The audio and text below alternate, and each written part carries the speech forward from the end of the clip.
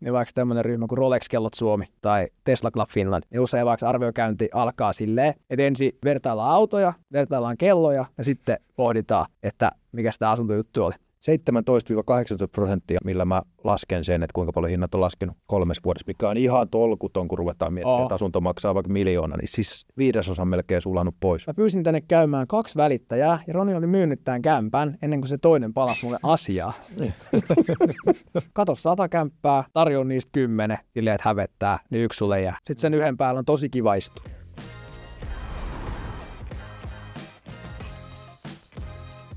No niin, tervetuloa Urhola-kästin pariin. Mun nimi on Joni Urhola ja tänään meillä on Lifehack-osio, missä meillä on 2 huikeata vierasta. Ja kun sä kuuntelet tämän podcastin, niin parhaimmillaan sä saat tämän päivän jutuista tärkeimmät ajatukset kiinteistön välityksestä, myymisestä ja asuntomarkkinoiden tämänhetkisestä tilanteesta. Ja tässä meillä on BG Harmaassa takissa Rasmus Parkkila. Tervetuloa. Kiitos, ihan oikein meni. Rasmusta en ollut tunnistaa vaatteet päällä, sillä me ollaan eniten niinku saunottu löylyissä tässä näin, että sieltä herra on tutumpi kaveri. No, mä olisin sanonut, että meillä on yhteisiä kavereita, mutta sä kerroit vähän tarkemmin vielä, niin Noniin. Otetaan se. No se on aika hyvin. Ja sä oot loistava kiinteistön välittäjä, minkä takia mä halusin sut tähän podcastiin mukaan. Joo, kiitos kutsusta. Sitten meillä on pieni alustus. On ollut kunnia Jyri Lindénin kanssa treenata 605 aamujumpilla ja jossain vaiheessa mä tokasin sitten Jyrille, että ootte te aika kovin jätkiä, ketä täällä niin 605 klubilla käy. Sitten Jyri vaan sanoi, että no joo, mutta täällä on semmoinen yksi Roni, joka on vetänyt tunnin lenkin vielä ennen tässä näin, niin tervetuloa Roni Arvonen, myöskin ansioitunut kiinteistön välittäjä. Kiitos tosi paljon. Menikö nämä esittelyt hyvin ja oikein? Eli joo, No niin, viimeisen päällä. loistavaa. No mennään heti ihan otetaan tärkein asia. Mikä on tärkein asia, mikä ihmisten pitäisi tietää kiinteistön välityksestä? Mä voin aloittaa vähän. Miettii aina tasaisin väliajoin sitä, että mitä voisi olla, niin ehkä se käsitys on edelleen, mitä itse korjaa siellä, niin kyse ei ole ihan kuitenkaan pienestä kaupasta, että oltaisiin lakritsipatukkaa ostamassa, että vastuut ja asiat, mitä siellä pyöritellään, niin on ehkä kuitenkin isompia ja semmoisia tärkeämpiä, mitä monet kuvittelee. Että puhutaan kuitenkin isommista asioista monelle, niin se on selkeästi vastuullisempi. Myyjän vai siinä ostajan?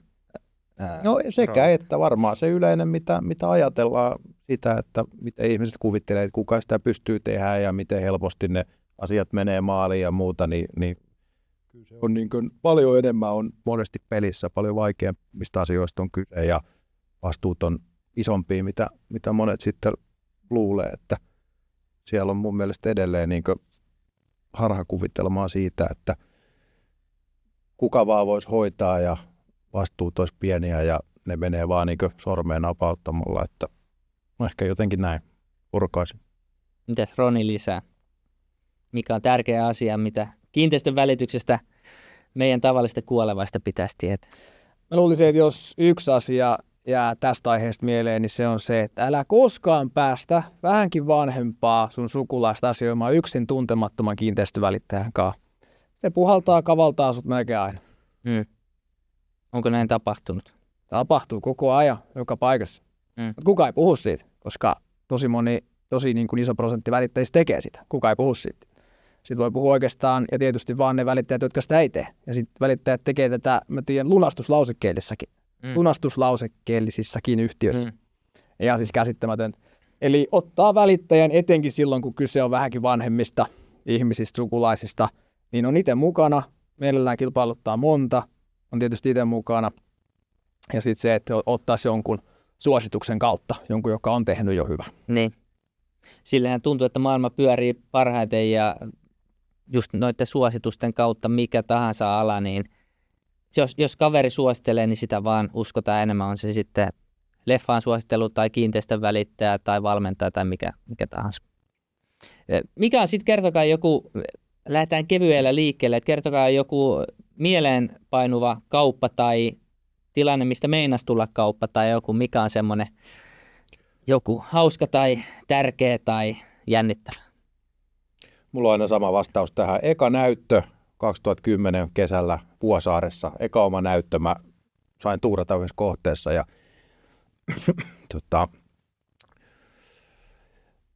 30 ihmistä oli varmaan siellä pihalla, kun mä menin sinne. Näyttö alkoi. Mä ajattelin, että siellä olisi ehkä 3 korkeinta. Ja mä sanoin niille, että ottakaa vähän, että mä käyn tuolla sisällä katsoa, että kaikki on valmiina ja voidaan alkaa laskea porukkaa sisään, niin mä aiheutin läpivedon sinne asuntoon, mä menin rappuun, avaimet jäi sinne keittiön pöydälle, eli minä plus ne 30 jäätiin siihen rappukäytävän ovelle. Eihän sitä voi unohtaa, kauhea paniikki päällä ja joku huoltomies sinne saatiin sitten, mutta se 15 minuuttia meni aika hitaasti, kun otettiin siinä rappukäytävässä. Ensimmäinen näyttö, ekaa viikkoa duunissa, niin ei voi unohtaa, sanotaan näin. No, mutta se varmaan karsin ne pois, ketä ei sitten hirveästi kiinnosta se, että potentiaaliset jäi vaan. Se on hyvä kysymys, kuinka moni lähti pois, mutta ehkä isompi osa odotti. Onko se käyttänyt tuota taktiikkaa myös myöhemmin? Ei, kyllä se jätti traumat, niin se jäi sinne. Tuliko siitä kauppa? Tuli joo. Tietenkin noin paljon porukkaa jonossa, niin siitä voi päätellä jo, että kaupan todennäköisyys on iso ja sieltähän se tuli. Joo. Vaikeamman kautta, mutta siitä porukasta löytyi ostaja. Kyllä mä sen verran muistan vielä senkin. Että... Mites Roni, onko joku merkittävä tapahtuma jäänyt mieleen? No ei tämä ole merkittävä, mutta mä olin OP Tikkurilassa ihan ekoi omia asuntokauppoja. Mä olin kaikki järjestellyt tosi hienosti ja jännitti ja oli semmoinen hurja jännittäviä tilanteita. Rasse tietää, kun menet ekoi kauppoja niin yksin, että siinä ei ole ketään niin kollegaa oikein mukana. Sitten kävi silleen, että tuli kuuma kahvi, ja tämä nyt todella ei ole merkittävä tarina. Tuli kuuma kahvi semmoisessa paperimukista. Mä vedän siitä jotain niitä kaupan papereita, ja mä onnistun kaataa aivan niin kuumat kahvit, kuin ikin pystyy niin kuin vaaleille semmoisille housuille siihen. Omille? Joo, omille. Aivan siis täysin, semmoinen täyskuppi. Ja sitten mä niin kuin purin hammasta niin paljon kuin pystyy. Totesin vaan, että tämä on tosi huono juttu, ja menettiin siitä ne kaupat loppuun, ja sitten mä sain kävellä.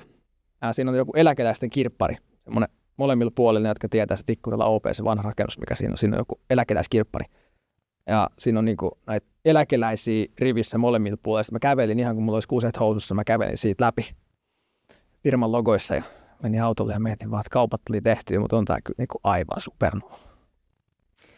Niin ja sitten kuitenkin jos noi on noi mielenpainuvimmat, niin jos toisitte ollut vaikka siinä ostajan roolissa, niin olisiko teiltä löytänyt ymmärrystä tämänlaisen tilanteeseen, jos jollekin välittäjällä olisi käynyt tällaista?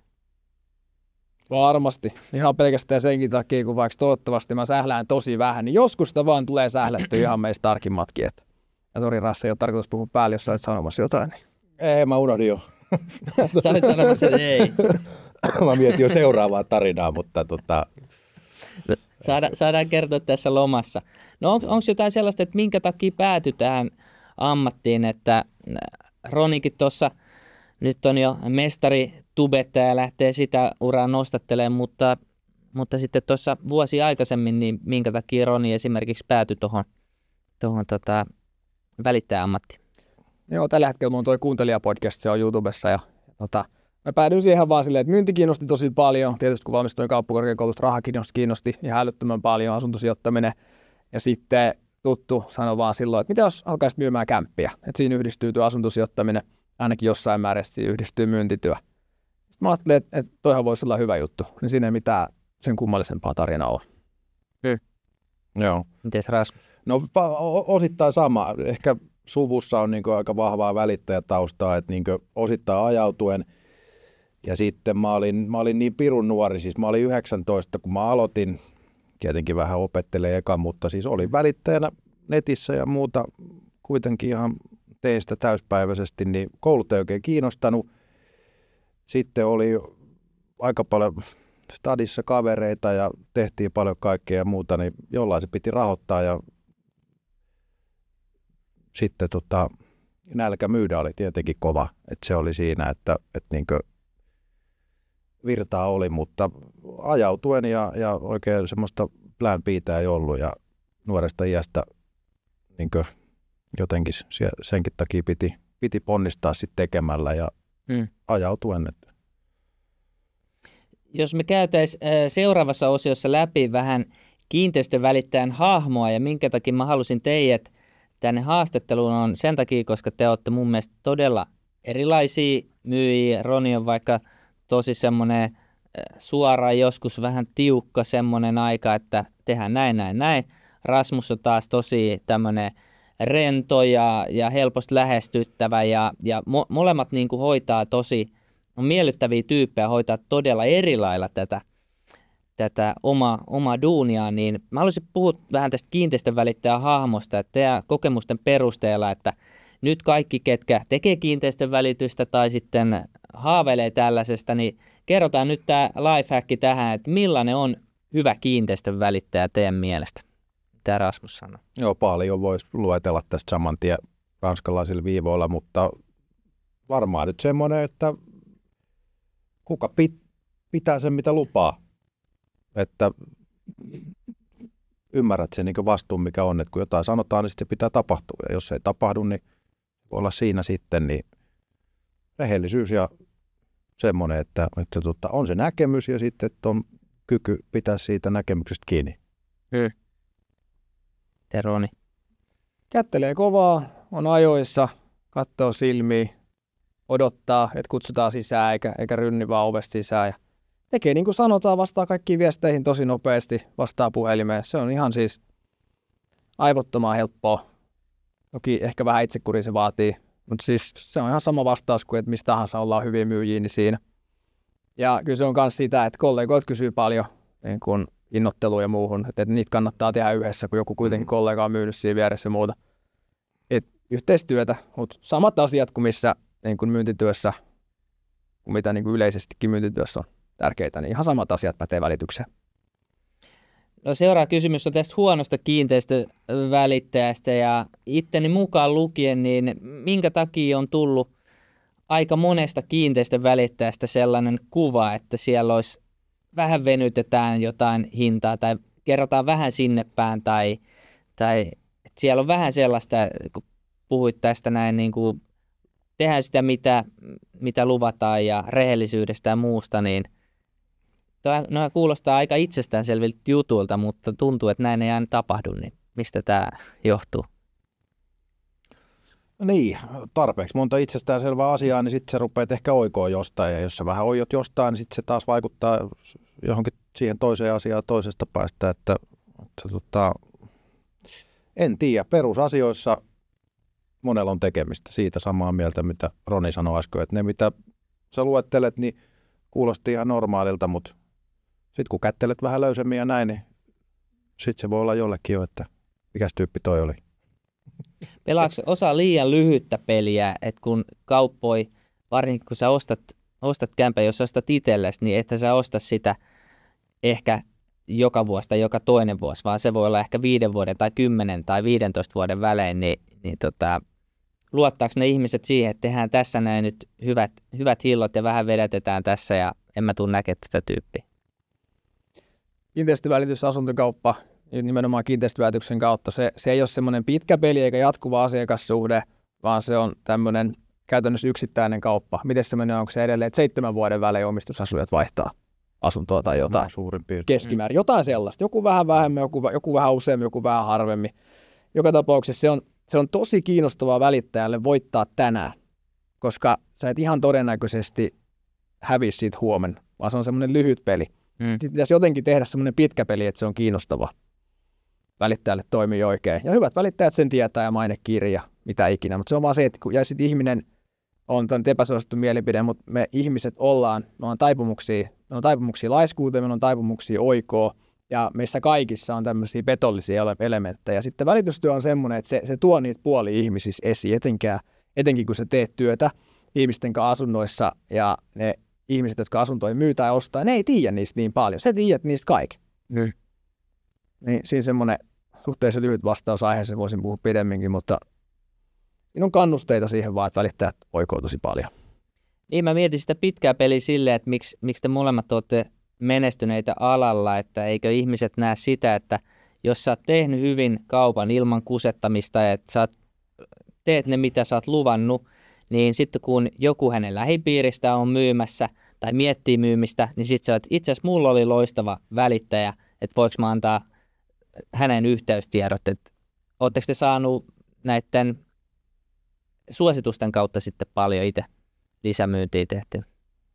No siis suosittelubisnes enemmän ja enemmän tänä päivänä. Ja kyllä se, toi mitä sanoit, niin on totta. Että kun joku ostaa sulta asuntoa, niin kyllä mä ainakin niin pistän ne ajatukset jo siihen, että nyt mun pitää toimia niin, että silloin kun noi myy, että sitä pedataan jo sitä hetkeä sinne, että se mitä ikinä sitten siinä tapahtuukin yksityiskohtia ja muuta, mutta siinä pitäisi jo olla fokus siinä, että sitten kun nämä ihmiset myy 2, 3, 4 vuoden päästä, niin mitä mä voin toimia nyt niin, että ne soittaa sitten mulle. Aika hyvä. Että sen verran pitkä peli kuitenkin. Sitten tästä, mikä erottaa se huipun keskinkertaisesta, että tässä Ronikin olet puhunut sitä, että tulokasvuotena yli 200 tonnia ennen alvia myynyt ja sitten Rasmus Remaxilla ollut parasta myyjää, onko toista ja toiseksi parasta tässä niin kuin usein vuoden ajan, että ei ollut pelkästään tuurista kiinni, niin mikä uskotte, että vaikka nyt puhuttiin vähän yleisesti, että mikä teidän se selkeästi terävin keihäänkärki sitten on, jos pitäisi ihan yhdellä lauseella sanoa? No, joku sanoi joskus, joku välittäjä, että hyvät, varmaan pätee myyntityöhön muutenkin, että hyvät tekee paljon työtä, mutta kyllä ne huiput tekee sitten vielä puolet enemmän. Että mä siitä lähtisin, että se ei tule muuttua koskaan. Tosi pitkää työpäivää, mitä se vaatii. Paljon uhrauksia, jos haluaa olla tosi hyvä välittäjä, niin siihen riippuen välitystyötäkin on niin monta tapaa, miten sitä tekee. Mutta jos haluaa olla tosi hyvä, niin kyllä se vaatii merkittäviä uhrauksia sitten vähän kaikesta muusta. Perheelle on vähän vähemmän aikaa, liikunnalle on vähemmän aikaa, yöunilla on vähemmän aikaa, koirankaan on vähemmän aikaa. Se on vaan niin kuin aikabisnes, välitystyö. Sitä se on.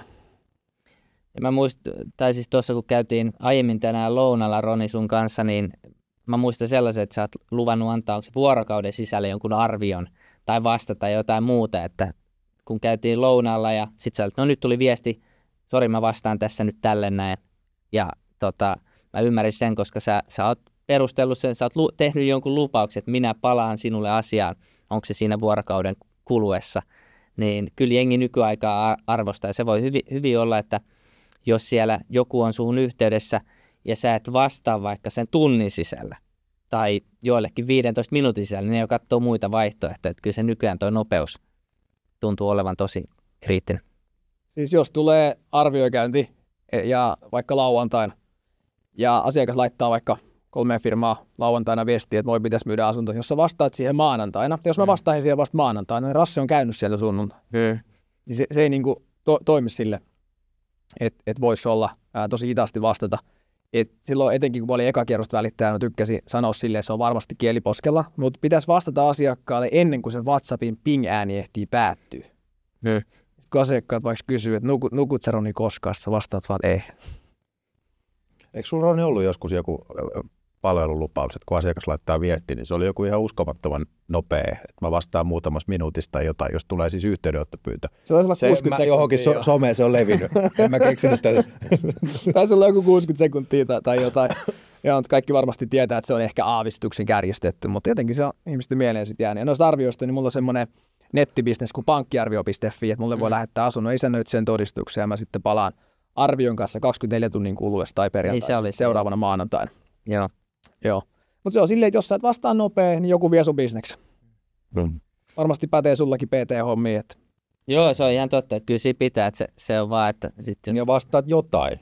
Niin. Ihan sama, ei tarvii runoilla heti mitään, mutta että sä oot niinku olemassa, niin sekin riittäisi. Mutta se on just se, että sä ihan samaa mieltä, että kauhea etu, jos sä laitat se ekana. Tai palaat asiaan ekana niistä, keneltä se on ehkä kysynyt se asiakas.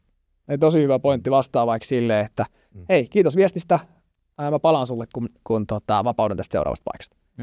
Ihan loistava, sit sä palaat myöhemmin. Niin asiakas tietää, että täällä on nyt homma hanskassa. Niin, ja samalla lailla kuin jos joku kertoo tarinan niin, ja joku kertoo sen jälkeen oman näkemyksen, miten se tarina meni, niin yleensä sitä peilataan siihen ensimmäiseen, mihin on kuullut. Tai ensimmäinen tarjous, niin sanat sen, niin sitten sen jälkeen peilataan siihen, koska sä olit se eka siinä. Itse asiassa tähän liittyen, mä vähän harmittaa, mä kerron niin huono se alkuperäinen tarina, minkä mä kerron. Nyt mun tuli mieleen tähän aiheeseen liittyen. Saanko mä kertoa se? Se oli Lauttasaaressa, Pohjois-Kaarella oli asunto, sitten niin just tähän nopeeseen vastaamiseen, niin asiakas soittaa mulle, laittaa viestiä, että moikka Roni, että mulla on tässä tämmöinen kaksio, tuutko kattoo tätä. Ja sitten se meni jotenkin aikataulullisesti ihan törkeä hyvin, että mä asuin Lauttasaaressa ja mitä ikin toimistokin varsin lähellä. Ja sitten arviokäynti sopi heti, kaikki kuvaukset, kaikki aikataulut, mä en tyyli sitä teet sen enempää, niin se meni ihan nappiin. Avasin asunnon myyntiin, sitten se oli myyty käytännössä heti ja meni vielä vähän yli pyynnin. Ja sitten asiakas laittaa Xään tai silloin Twitteriin, laittoi sitten minusta niin kuin täysin, että mä en edes agitoinut sitä mitenkään. Laittoi tämmöisen palautteen, että Roni hoiti kyllä homman tosi hyvin, koska mä pyysin tänne käymään 2 välittäjää ja Roni oli myynyt tämän kämpän ennen kuin se toinen palasi mulle asiaa.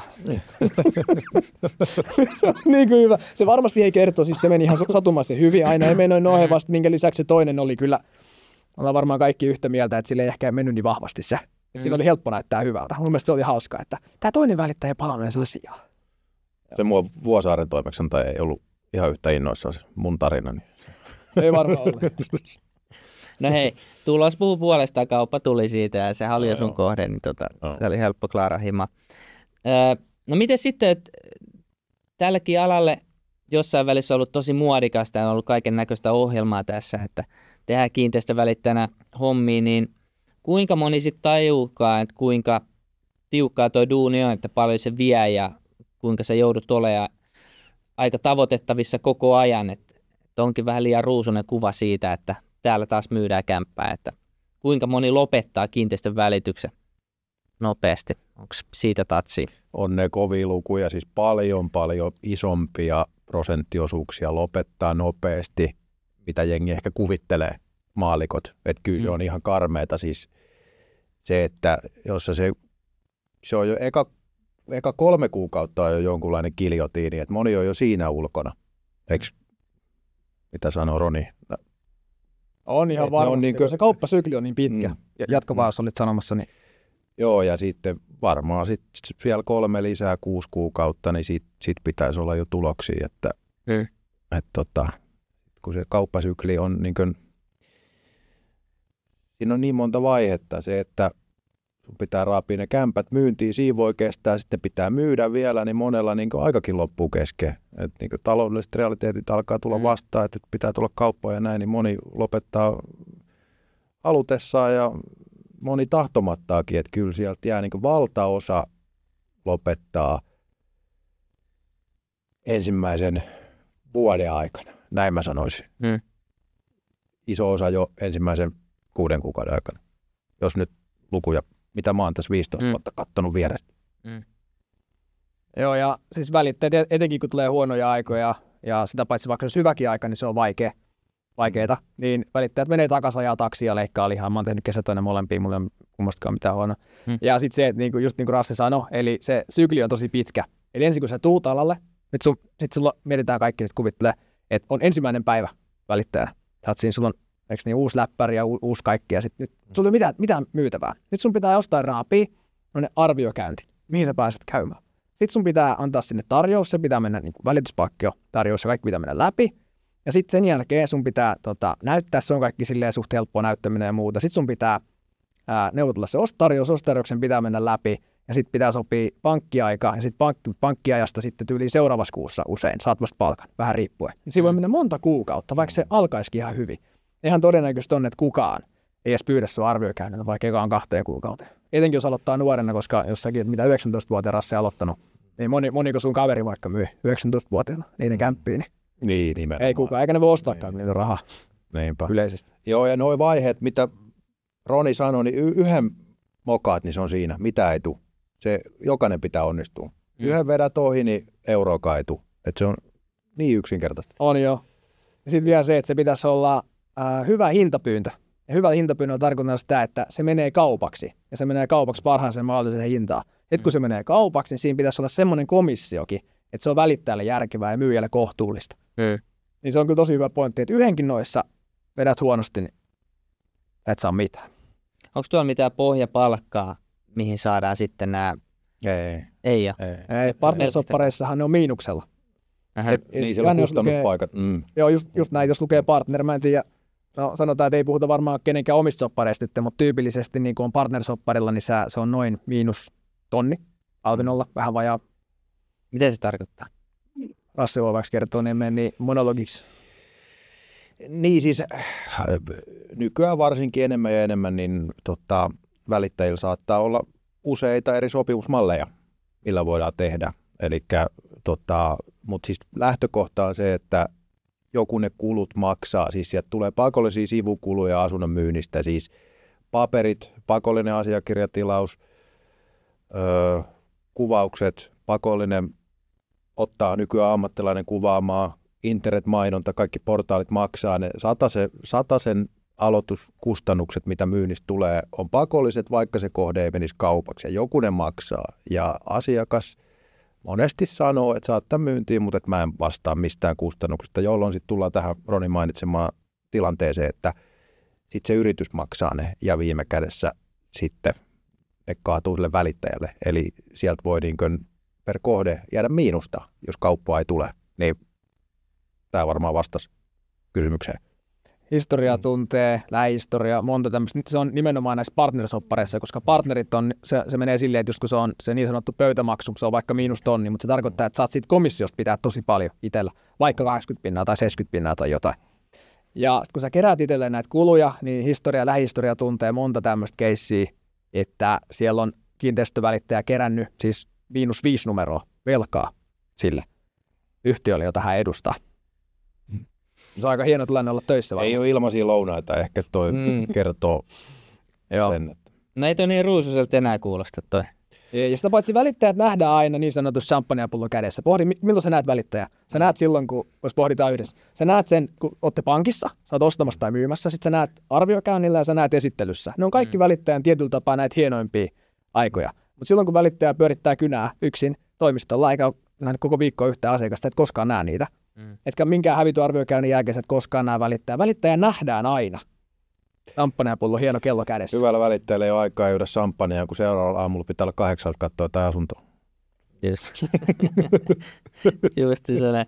No miten jos grindaa ihan persen ruvella, niin missä ajassa pystyy vakiinnuttaa sitten jonkunnäköisen roolin, että sieltä vähän tulee jo suosituksilla, että meneekö siihen vuosi, 2, 3, 5? Minimi varmaan puoli vuotta ja siitä sitten eteenpäin. Kyllä nyt vuodessa pitäisi saada jotain aikaa, jos tekee oikeita asioita. Kyllä, mä oon vähän ehkä eri mieltä siinä, että se homma pyörii suosituksilla, että sut oikeasti halutaan ja sut kutsutaan, että sä oot itse tyrkyttämässä itteensä, niin se menee kyllä muutama vuosi. Ei ole tästä eri mieltä, kun toi on minimi. Niin. Sitten on näitä poikkeustapauksia ja muuta, mutta se, että sä pyörii itsestään se homma, että sulla on sitä asiakaspintaa, että sulle soitetaan ja se, että yhdistettynä, että sä elätät itse sillä oikeasti, että sä tuut toimeen, pystyt maksamaan asuntolainat ja saat kohtuullisen palkan ja pystyt ehkä kerran vuodessa käydä Tallinnassa, niin se on 5 vuoden peli mun mielestä. Keskimäärin. Aina on poikkeuksia, mutta jos nyt joku uusi kysyy multa, että miten on Rasmus, että anna joku semmoinen aika, äläkä lupaa liikaa, niin ei, mä sanoisin, että 2-3 vuotta ei riitä. Jos tekee oikeita asioita, niin vähän vähemmän ja jos tekee ihan vääriä asioita, ei ikinä. No luultavasti just näin. No miten sitten, täälläkin on pojilla kulmapaitaa päällä ja Roni sanoi, että kun otetaan videokamera esiin ja tämä jää internetti ikuisiksi ajoiksi, niin täällä on puku päällä ja kovat kaulassa ja muuta, niin miten tämä kaikki ulkonäkö niin paljon se vaikuttaa sitten siihen myyntiin? Kuinka paljon te mietitte sitä? Riittää, että on siisti oman näköinen pukeutuminen. Ja kun pitää omasta ulkonäöstään sen verran huolta, että mä nyt osaan sanoa vaan tietysti miesten puolesta, niin käy parturissa, pitää parran siistinä, pitää itse kondiksessa ja nukkuu silleen, että jos silmäpussia ja käyttää vähän tarraharjaa, niin mun mielestä se on aika hyvä. Ja no, se on tosi iso kontrasti, mikä mulla on vaikka vapaa-ajalla. Mulla on aina reisitaskuhousut vapaa-ajalla ja mä oon koiran kanssa ulkon tai muuten. Että siis se on vaan käytännössä töissä ja nauhoituksissa, kun on puku päällä. Mä tulin duunivaatteessa tänne. Vetäisin tähän mun treenipaidan päälle tämän blazerin. Nähdään nyt Iikka elävänä, että miltä näyttää kiinteistön välittäjä. Ei, mutta samaa mieltä tuosta edellä, että sun pitää olla siisti ja huoliteltu. Kyllä ne ihmiset kiinnittää huomiota sitten. Kannattaa niin käydä parturissa, harjata hiukset ja pestä hampaat ja vähän katsoa peiliin, kun lähtee duuniin. Mutta sitten tässä 15 vuoden aikana, mitä on touhunnut, niin onhan se yleinen niin pukeutumisluukki mennyt tosi paljon rennommaksi. Eli ei ole pakko käyttää enää pukua. Aikanaan oli. Se oli ulkona. Niin katsoi, että piti näyttää pankinjohtajalta. Mutta tuntuu mun mielestä, että se on mennyt rennommaksi, että niin kaikki käy asiakkaalle, jos sä oot vaan siistiä, et ei nyt ihan teepaidassa ehkä. Sitä suurimmalla syyllä on hyvä käyttää pukua, kun sitä käyttää niin harva. Niin. Miten sitten jotkut, Roni on tuossa heittänyt kommenttia munkin tukassa, että puolet pitäisi leikkaa pois. Lyhythiuksiset, mä oon nähnyt sellaiset tutkitusti lyhythiuksiset myis enemmän, niin onko teille tullut jotain tällaisia myyttejä tai miten paljon olette jossain myyjäkoulutuksista tai muissa näistä ulkonäkö- ja habituksista, niin onko niistä tarttunut jotain? Erittäin hyvä kysymys. Myykö lyhyttukkaset enemmän? En ollut aikaisemmin miettinyt, mutta en mä tiedä. Ehkä ne myy vähän enemmän. Kyllä mä sanoisin, että mitä useammin käy parturissa, niin sitä paremmin keskimäärin varmaan myydään. Mutta mä en tiedä, johtuuko se siitä, että ihmisen persona on semmoinen, että se käy parturissa enemmän, vai johtuuko se siitä sitten, että myy enemmän, että on käynyt parturissa. Mä luulen, että se on tämmöinen persoonakysymys sitten kuitenkin enemmän. No sitten jos mennään tästä ulkonäöstä nyt, niin kumpi sitten näistä myy enemmän, karisma vai järjestelmällisyys? Karisma. Järjestelmällisyys. No mites Rasse perustelut? Olihan tuossa 2-3 sekuntia hiljasta, kyllä sitten vähän joutui miettimään, mutta vastasin karisma. Siis ihmiset, se, että sä oot niin helvetin sarmantti missä suhteessa tahansa, niin mun käsitys on, että ihmiset haluaa samaistua sellaiseen ja olla semmoisen tyypin kanssa tekemisissä. Totta kai sun pitää hanskata se homma ja olla järjestelmällinenkin, mutta ehkä jotenkin mä ehkä valitsisin sen persoonan. Mites Roni? Niin, nehän ei varsinaisesti ole keskenään tietenkään ristiriidassa, jos ottaa niin tietysti molemmat. Mä sanoisin järjestelmällisyys, kun myyntityö on sitä, että sä teet ne tylsät samat asiat joka päivä. Esimerkiksi voi ottaa vaikka nyt on välitystyö, mistä puhutaan, jos puhutaan yritykselle, kun myydään. Niin sitten kun meillä on semmoinen yritykselle myyjä, joka soittaa joka ikinen päivä, huvitti tai ei, se soittaa 5 uutta firmaa ja vanhat päälle järjestelmällisesti. Ei se haittaa, vaikka sen äänessä ei olisi hirveästi karismaassa, vaan puhuu vähän järkeviä, mutta sitten se karismaattinen myyjä, joka ei soita järkevästi tai ainakaan kovin paljon, vaikka se olisi tosi karismaattinen, vaan paras puhuu, niin se järjestelmällinen ukko, niin se pyyhkii sen pöydän loppujen lopuksi sitten. Ja mä en tässä sano, että sä oot Rasse väärässä päin vastoin. Ei, siis hyvät oli molemmat. Jonihan nyt sitten, kumman ottaisit? No periaatteessa mä jopa valitsin silleen, että jos nyt näissä pitäisi sanoa, että minkä takia Rasmuksen otin, niin ehkä olisin arvannut myös, että sä vastat karismaa ja sitten Roni vastaa järjestelmällisyystä, että teillä tulee niin kuin sitä, molemmista tulee nämä oman näköisen vastauksen vibat, vaikka teissä molemmissa on karismaa ja järjestelmällisyyttä, mutta mun mielestä vastasitte juuri niin kuin teidän piti. Tämä tuli introssa, tämä ennakoitiin hyvin. Niin. Joo. No, miten sitten, onko tässä tällä alalla olemassa mitään tällaista tärkeintä taitoa tai oikotietä onneen, mitä pystyisi tekemään? Et jos te nyt aloittaisitte, niin mikä olisi ehdottomasti tärkein juttu, mitä aloittava kiinteistön välittäjä voisi tehdä? Oikoteitä ei ole. Pitää ottaa puhelinta käteen ja soittaa kaikki tutut läpi. Ootko myymässä tai onko joku sun kaveri myymässä. Sitten kirjoittaa someen jotain vähänkin järkevää. Kaikki somet täyteen, että on auttanut myyjänä. Eikä silloin niin välttämättä väliä, mitä kirjoittaa, kun se on kieliopillisesti mahdollisimman oikein. Silläkin muuten pärjää välittäjänä tosi hyvin, että osaa yhdyssanat ja isot kirjaimet ja pisteet ja pilkut. Se on totta.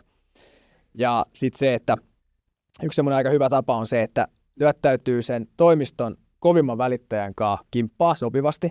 Ja etenkin kun tulee kesäloma, niin koittaa saada sen kaikki kohteet myyntiin. Mulla kävi silleen 2 sekassa paikassa, missä mä olin hommissa.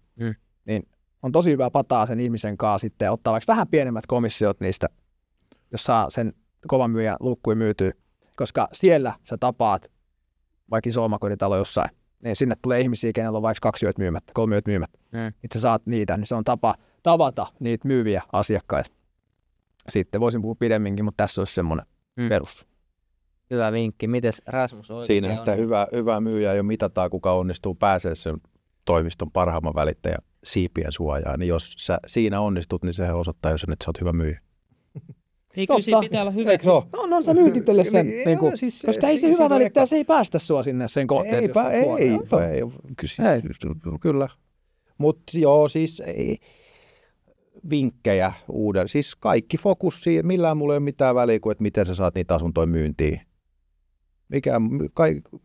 En mä miettisi mitään muuta tai antaisi mitään muuta ohi. Siis se on ainoa, mikä ratkaisee. Eli mistä minä voisin saada tänään, huomenna, ylihuomenna. Joka päivä pitäisi miettiä asuntoja myyntiin.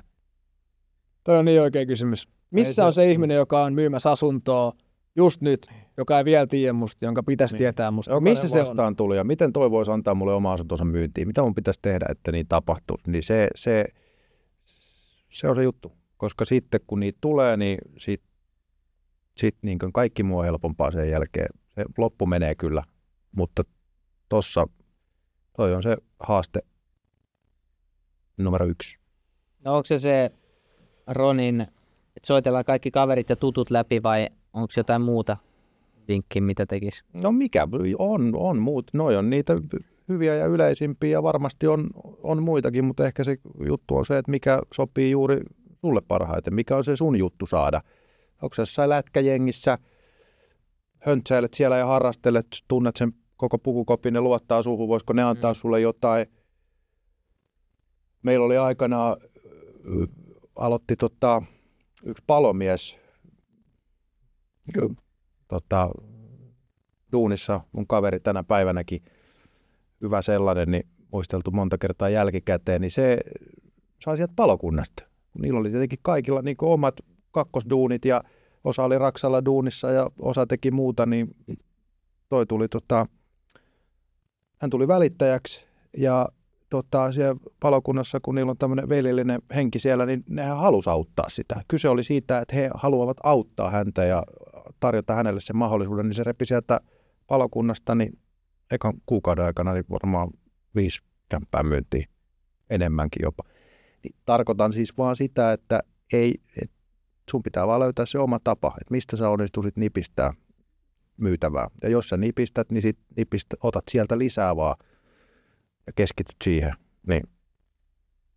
Kyllä pitää olla hyvä tyyppi ja luotettava tyyppi, että vaikka olisi missä tahansa porukassa, että sulle annetaan se iso vastuu, että saat myydä. Totta kai pitää sun olla myyjä. Niin. Loistavaa. Mennään sitten seuraavaan aiheeseen vähän niin kuin yleisemmin tähän myynnin maailmaan. Ja käydään nyt kaikki tärkein läpi, oot sä sitten minkä tahansa myyjä ja myyt mitä tahansa, niin puhutaan vähän teidän, miten se myynnin polku lähti liikkeelle ja sitten käydään vähän täsmentämämpiä kysymyksiä. Eli millainen lapsi tai nuori olit ja mitä siitä on myyjänä hyötyä? Eli pystyykö jotenkin sieltä lapsuudesta tai sitä kehityskaarta, pystyttekö te näkemään jotain selkeitä reittejä, että mikä auttaa teidän tässä myymisessä, kämppien myymisessä tai minkä tahansa idean myymisessä muille? Ei jäänyt, kysytään näin päin, että mihin saakka lapsuus sitten on, vaikka joku peruskouluaika tai no ihan siitä, jotain. Että mistä sä alat nähdä niitä reittejä, että näillä on ollut merkitystä siihen, että miksi mä oon hyvä myyjä nyt.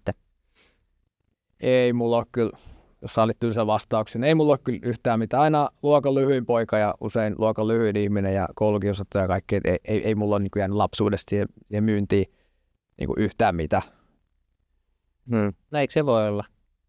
Sä oot joutunut selviytymään. Niin, ja mainittakoon ei se mikään niin kuin merkittävän paha koulukiusaamista ole, mutta silleen, että kyllä niin kuin harmitti merkittävästi mennä kouluun. Ehkä sitä, että semmoinen niin kuin näyttämisen tarve on ollut sit kova.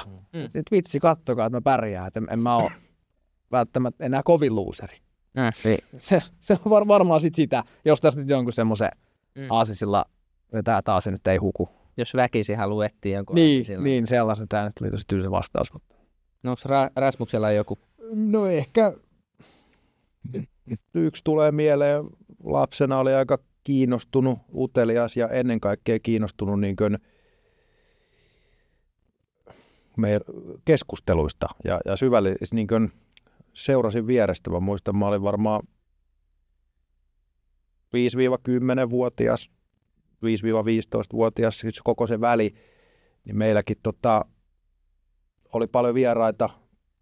Porukat tykkäs pyytää meidän kotiin omia ystäviensä käymään ja pitkää iltaa istuttiin ja muuta, niin kyllä mä niin kuin halusin mennä sinne mukaan ja vähän haistella sitä keskustelua ja kysellä ja seurailla, miten ihmiset toimii ja näin. Et kasvoi sellaisessa kodissa, jossa sitä porukkaa ramppasi ja oli hyvin semmoista sosiaalista ja avointa ja muuta, niin mä niin kuin nautin siitä, että mä sain olla osa niiden aikuisten ihmisten keskustelua pitkään yöhön asti ja siellä mä muistan, että mä seurasin tosi tarkkaan ja mistä nämä puhuu ja miksi ja muuta. Et ehkä se niin kuin myyjänä kasvatti niitä valmiuksia sitten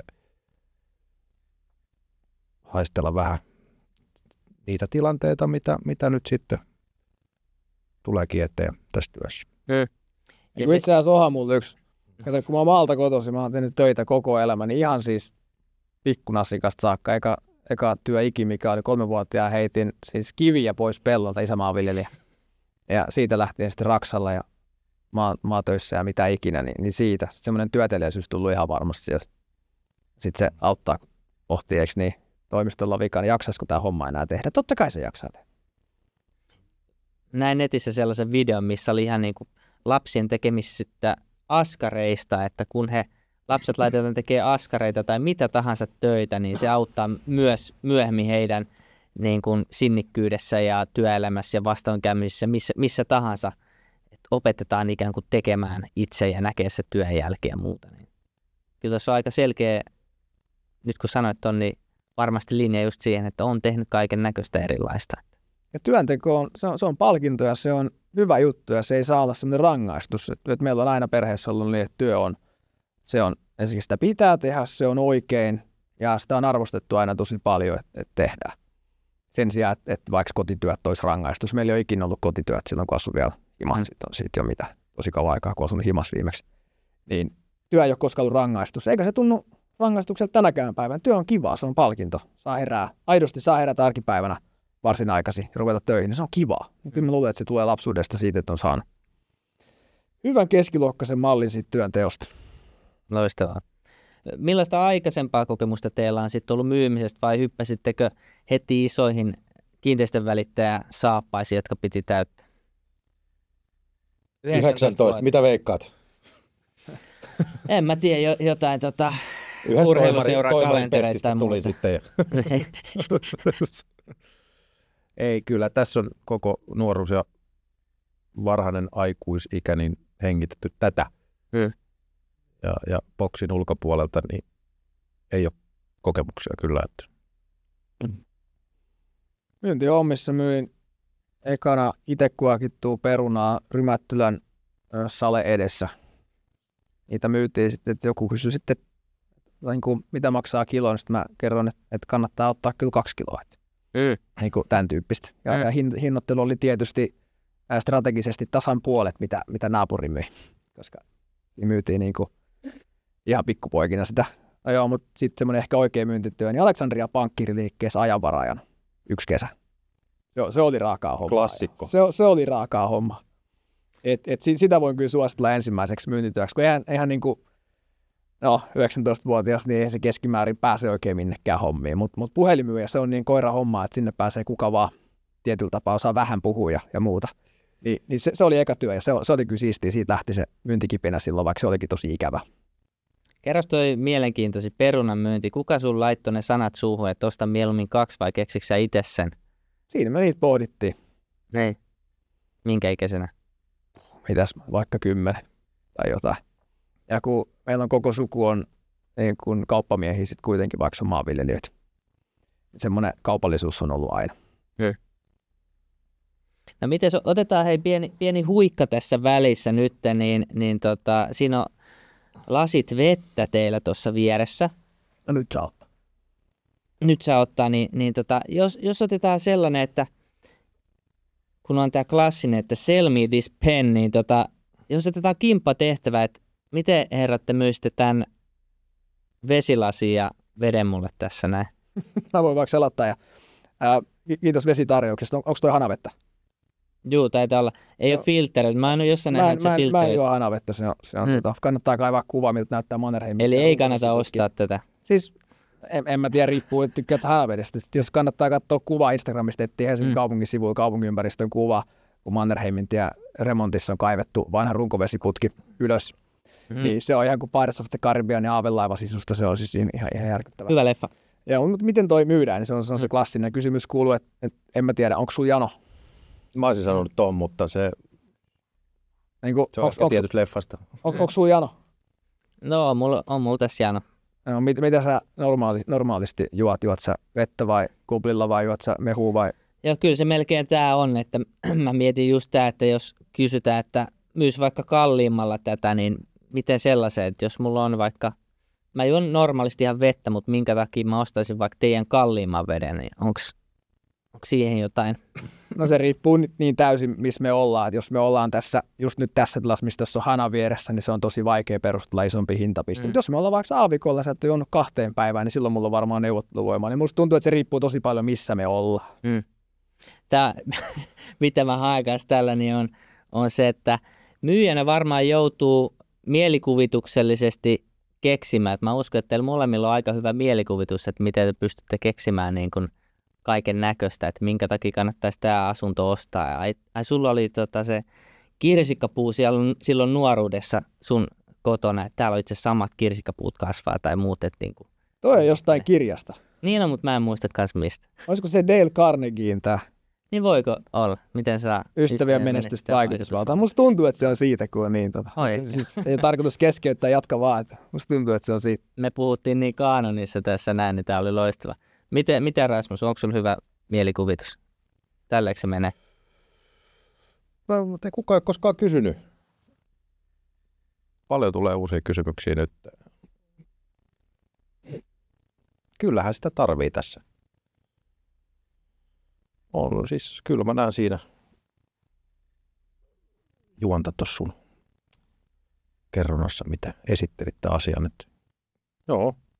Tuntuu sille itsellä, jos vaikka valmennusalalla pyörii nyt tarpeeksi, niin pystyy vaikka keksiä nopeasti 10 syyt, miksi sun kannattaisi juosta, tai 10 syyt, miksi sun ei kannattaisi juosta, tai 10 syyt, miksi sun kannattaisi treenaa salilla, tai ei kannattaisi treenaa. Että tarpeeksi kun on vaan niitä tunteja, niin sit sä niin kun tiedät enemmän siitä aiheesta ja pystyy ikään kuin myymään miten päin se asian tahansa. Että varmaan tämäkin, kun molemmat on ollut sen verran pitkään tuossa alalla, niin helpottaa. Ehkä tämä niin kuin kämpän myyminen menisi helpommin myöskin kuin vesilasin myyminen, niin miten esimerkiksi hyvä kämppä myydään? Tai miten se parhaimmillaan menee se prosessi, Roni?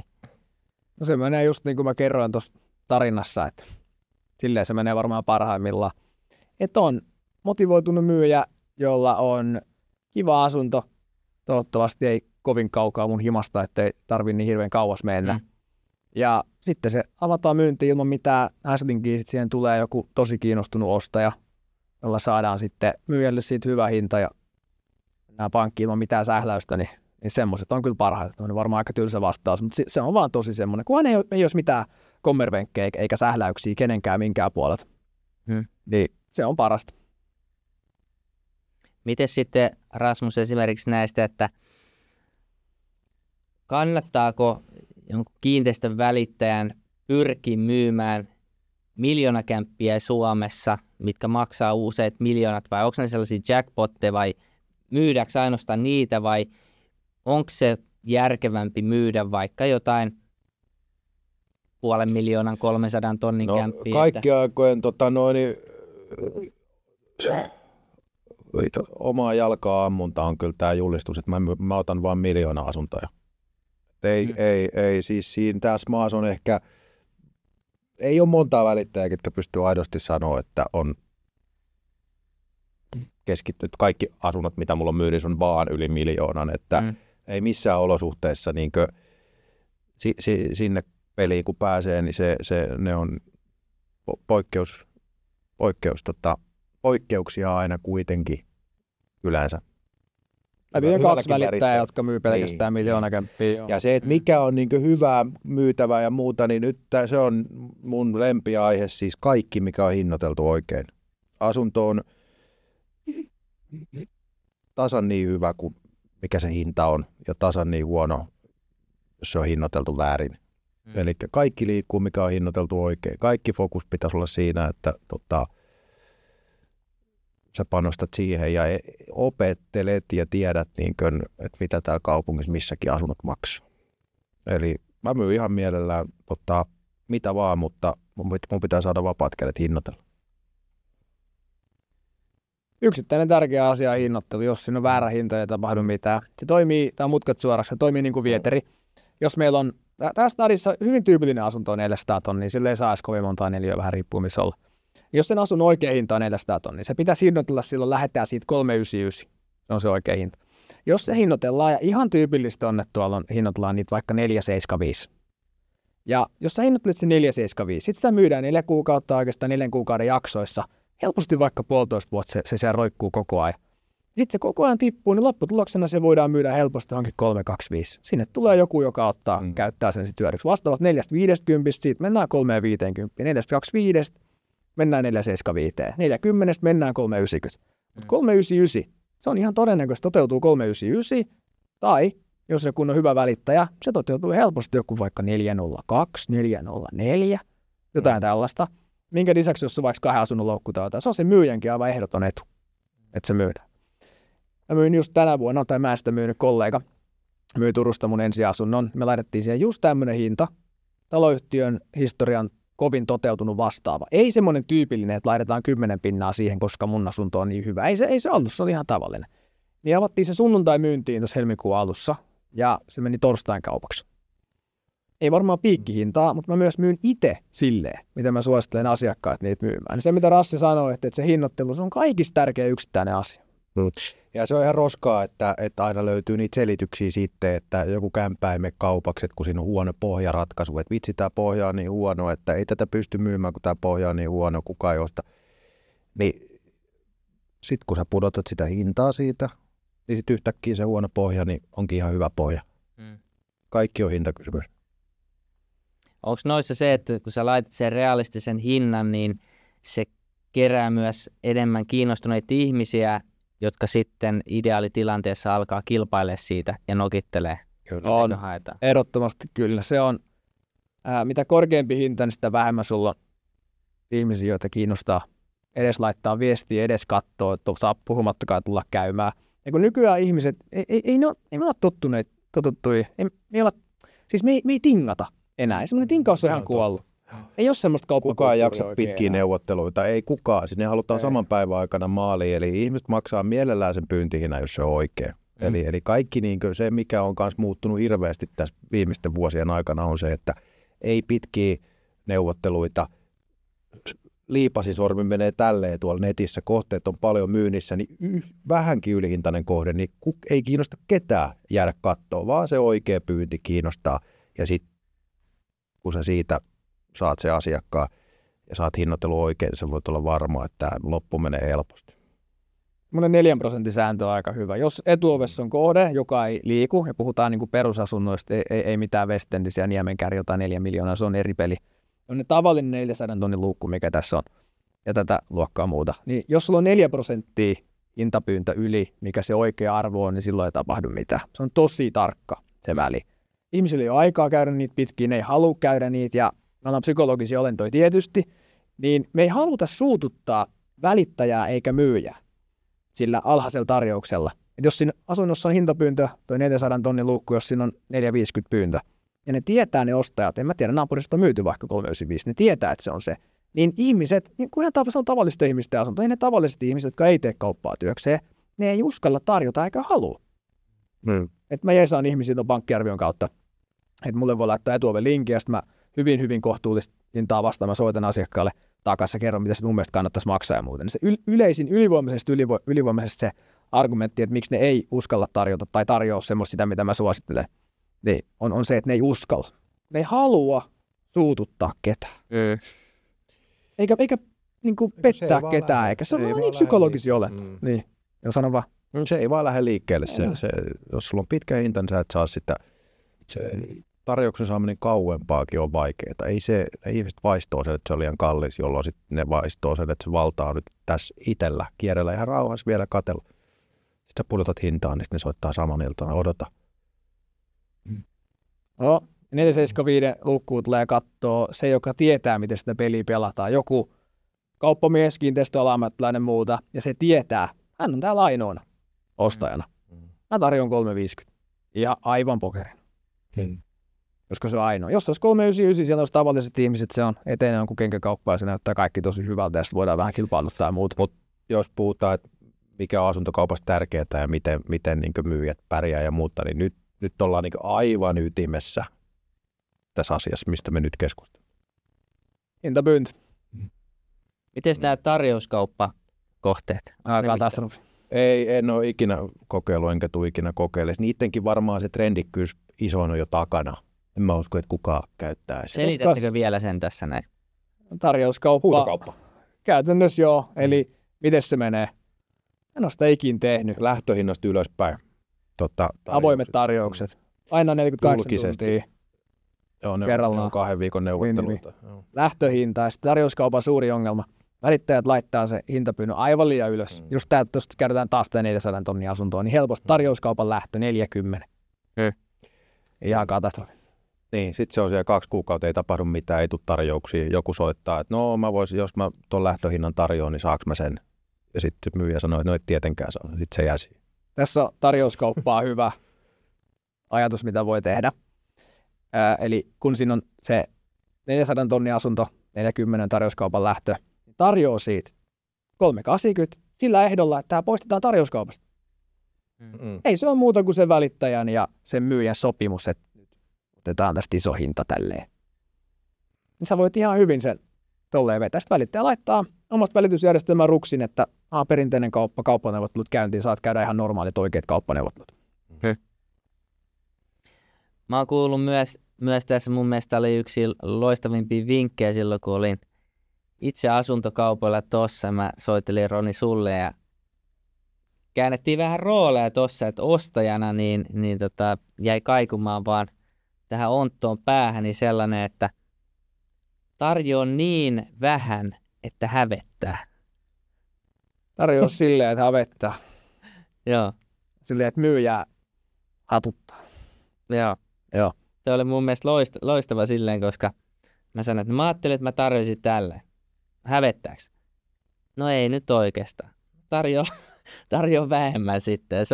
Se oli loistava. Mikä toi psykologia tuolla takana on? No jos se ei hävetä, sä tarjoat liikaa. Ja kun asuntokaupassa se, ja nyt on hyvä muistaa, mä puhun nyt niin kuin ei-myyntivälittäjän, vaan yleisesti annan ihmisille toivottavasti käyttökelpoisia neuvoja, kun ne on ostamassa, ilman että mä olen niin kuin edustamani yhteys Strand Propertiesin välittäjä. Koska multa ei yhtäkään kohdetta saa halvalla, ei ole koskaan saanut eikä tule koskaan saamaan. Niin pitää tarjota niin vähän, että hävettää, koska jos ei hävetä, sä tarjoat liikaa. Ja myyjän ja etenkään välittäjän tunteilla ei ole siinä niin kuin mitään merkitystä. Tai ei saa kenellekään olla ikävä, mutta se numero, joka sinne laitetaan, niin tunteille ei saa olla mitään tekemistä sen kanssa. Ja siinä on myös itse asiassa yksi hyvä pointti, mikä voisi olla. Niin keskimäärin etenkin ostajat kohtelee välittäjiä tosi huonosti. Ihan siis niin kuin käsittämättömän huonosti. Mä en tiedä miksi. Huonoja kokemuksia. Niin kuin, mä en tiedä. Ehkä välittäjät varmasti ansaitseekin joltain osin, en tiedä. Niin jos kohtelee jokaista välittäjää aina tosi hyvin. Että sanoo välittäjälle vaikka kiitos ja ole hyvä ja niin kuin, mitä ikinä. Ja välittäjä tykkää siitä tosi paljon. Miten teitä kohdellaan? Tai on sellaisia tarinoita? No se on se meemi, kun siinä on se, mä en tiedä tyhmä juttu, jos mä en tiedä, editoitteko te grafiikkaa tänne tai muuta, niin tähän voi kaivaa, mä voin lähettää semmoisen meemi. Se löytyy semmoiselta jotain Insta-tililtä kuin LKV Kuningas, joku semmoinen vanha, niin siinä on semmoinen kaveri. Muistatko sen tili? Se on tosi pieni. Niin kato, siinä on se kuva, missä on yksi kaveri kaivaa kuoppaa siihen. Sitten siinä on 18 kaupungin työntekijää ympärillä, siellä on isännöitsijät ja kollegat ja toimari ja ostajat ja sitten se välittäjä kaivaa siellä yksi. Niin silleen välittäjiä kohdella. Ja mä en ole uhri, ei se mua haittaa. Mutta yleisesti, jos haluaa tehdä hyviä asuntokauppoja, niin se auttaa, että se ostovälittäjä ja mikä ettei myyntivälittäjäkin, että ne tykkää susta. Ihan varmasti. Joo. No miten sitten tuossa, jos palataan hetki tuohon näistä, että että noita hinnakkaita, arvokkaita koteja, että ne on ihan yhden käden sormilla laskettavissa, niin onko teillä jotain kalleinta kohdetta, muistuuko mieleen, että mistä on tullut tehty kaupat? Missä siellä liikutaan? Mä en ole tehnyt kovin kallista. Mulla on kallein noin 1,5 miljoonaa Kalasatamasta omakotitalo. Mulla on semmoinen 140 tonnia 11 Itä-Helsingissä. Siis mä mietin siis tätä samaa, niin toi voi olla, mä en tiedä muistaakseni, siis siellä Kalasatamassa tämä kohde, mistä sä puhuit, saattaa olla jopa mun isoin, ainakaan mulle ei tullut isompaa mieleen tuossa, kun mä mietin, meillä oli samaa aikaa, joku ehkä 5 ennen koronaa, kilpailtiin, siis Ronin kanssa. 19, joo. Ja mä soitin, sulle hävisi netistä, mä soitin, että mitä, että oot sä saanut myytyä. Sä sanoit, että joo, niin sitten taas palataan hintaan. Mä kysyin, että millä hinnalla? Ja sittenhän mä tiesin heti, että mihin mun pitää se hinta tikata, että se menee ja saman tien kaupaksi. Eli jälleen kerran muistatko mikä, sano vaan. Siis muistan kohteen. Siis Muistatko mikä oli meidän tietysti asiakkaiden yksityisyyden suojaksi, tietenkään me ei jutella sen tarkemmin, mutta muistatko mikä oli meidän kohteiden ero? Mä muistan, että ne oli naapureita ja samat asunnot, townhouse-henkinen, mutta siinä se. Mulla oli vuokratontti lunastamatta, sulla oli vuokratontti lunastettu. Joo, näin oli jo. Se oli lunastettavissa. Joo. Mä myin vuokraoikeudellisen rakennuksen tai vuokraoikeusrakennuksineen ja sä myyt sitten kiinteistöön. Kyllä. Siinä oli tontin verran kovempi hinta käytännössä. Joo, eikä ole muuten mikään ihan kevyt. Kilpailemassa siinä kesken. Joo, silleen asuntokauppahan on nollasummapeli tosi paljon. Joo. Koska jos ihminen ostaa sen Rasselta eikä multa, niin sitten se on niin kuin tietyllä tapaa mä hävisin siinä. Mutta sekin kuvastaa, mä oon sinne 1,5 niin aika monta painanut, mutta en just niin hirveästi yli koskaan, niin se ehkä kertoo siitä, että sit niitä yli 2 miljoonan kauppoja ei niitä hirveästi tehdä loppupeleissä. Tai ne, ketkä ne tekee, niin on ne, mitä sä sanoit, 2 välittäjää. No mulla tulee mieleen 2 stadista, jotka niitä tekee niin kuin systemaattisesti koko ajan. Joo. Mikä on sitten oikea aika vaihtaa välittäjäismyyntiä etene? Näin. Onko sellaista? No, se riippuu, miten sä oot sen toimeksiantosopimuksen rakentanut. Mä nyt puhun tässä varmasti omaa etua vastaan ja kaikkien myyntivälittäjiä, mutta välittäjän kanssa yleisesti kannattaisi tehdä 1 kuukauden sopimus ja mielellään ketjuttaa niitä 4 putkea, jos on myyjä, koska silloin sä pääset siitä myyjästä eroon. Jos ei se olekaan hyvä, sä voit vaihtaa sen. Mutta välittäjät yleisesti ei suostu muuta kuin siihen 4 kuukauteen, joka on sitten, onko se minkä välitysliikelain avin säännösten mukaan maksimi, mikä se onkaan se, kun sen päättää. Niin silleen. Ja sitten jos 4 kuukautta on mennyt, sä et ole välittäjän tyytyväinen ja se ei ole saanut sitä kaupaksi, niin kannattaa vaihtaa välittäjää. Ihan jo pelkästään oikeastaan siitä syystä, että no se välittäjä, joka sitä ei saa kaupaksi, niin se voi vähän leipääntyä siihen. Toki se tuntee sen kohteen tosi hyvin. Ja toisaalta, kun sä vaihdat välittäjää, niin saat sen portaalissa uutena kohteena. Eikä toimeksiannon jatko, jolloin sinne ei tule sitä uutta leimaa sitten. Miten sillä leimalla hyötyy? No se on se, että kun sä avaat sen portaali, niin se lukee se uusi 24H ja uusi 2. Hirveän määrä klikkauksia. Niin uutuusarvo on toinen asia, että se on niin kuin kiinnostava. Siis johonkin etuovel tai oikotie. Oikotie, sinne tulee nämä uusi leimat, joo. Okay, ja kun mitä kauemmin asuntoa on myynnissä, niin se on niin kuin alepa hedelmäosasto, että se on tosi mätiä ja se ei ole kiinnostava kenellekään. Joo. Mä oon niin mustavalkoinen, että mä oon kyllä, että jos joku soittaa sopimuksen voimassaolokin piirissä, että me ei jakseta sua enää, että voidaan lopettaa, niin kyllä mä sitten sanon, että lopetetaan vaan. Ehdottomasti mä heti pois. Kyllä hyvä välittäjä päästää aina irti. Ei me ruveta Rassinkaan kenenkään asuntoja myymään niin kuin pakosta, mutta sitäkin on tosi paljon. Ja kannattaa tehdä 1 kuukauden soppari, että ketjuttaa niitä tosi hyvin. Silleen mä tekisin jo. Pitäisikö sitten myyjän olla enemmän kaveri vai auktoriteetti? Miten te teette teidän asiakkaiden kanssa? Kaveri. Ja luottamus, auktoriteetti luottamuksen kautta. Siis, se on siis molempia. Siis kaveri ehkä enemmän.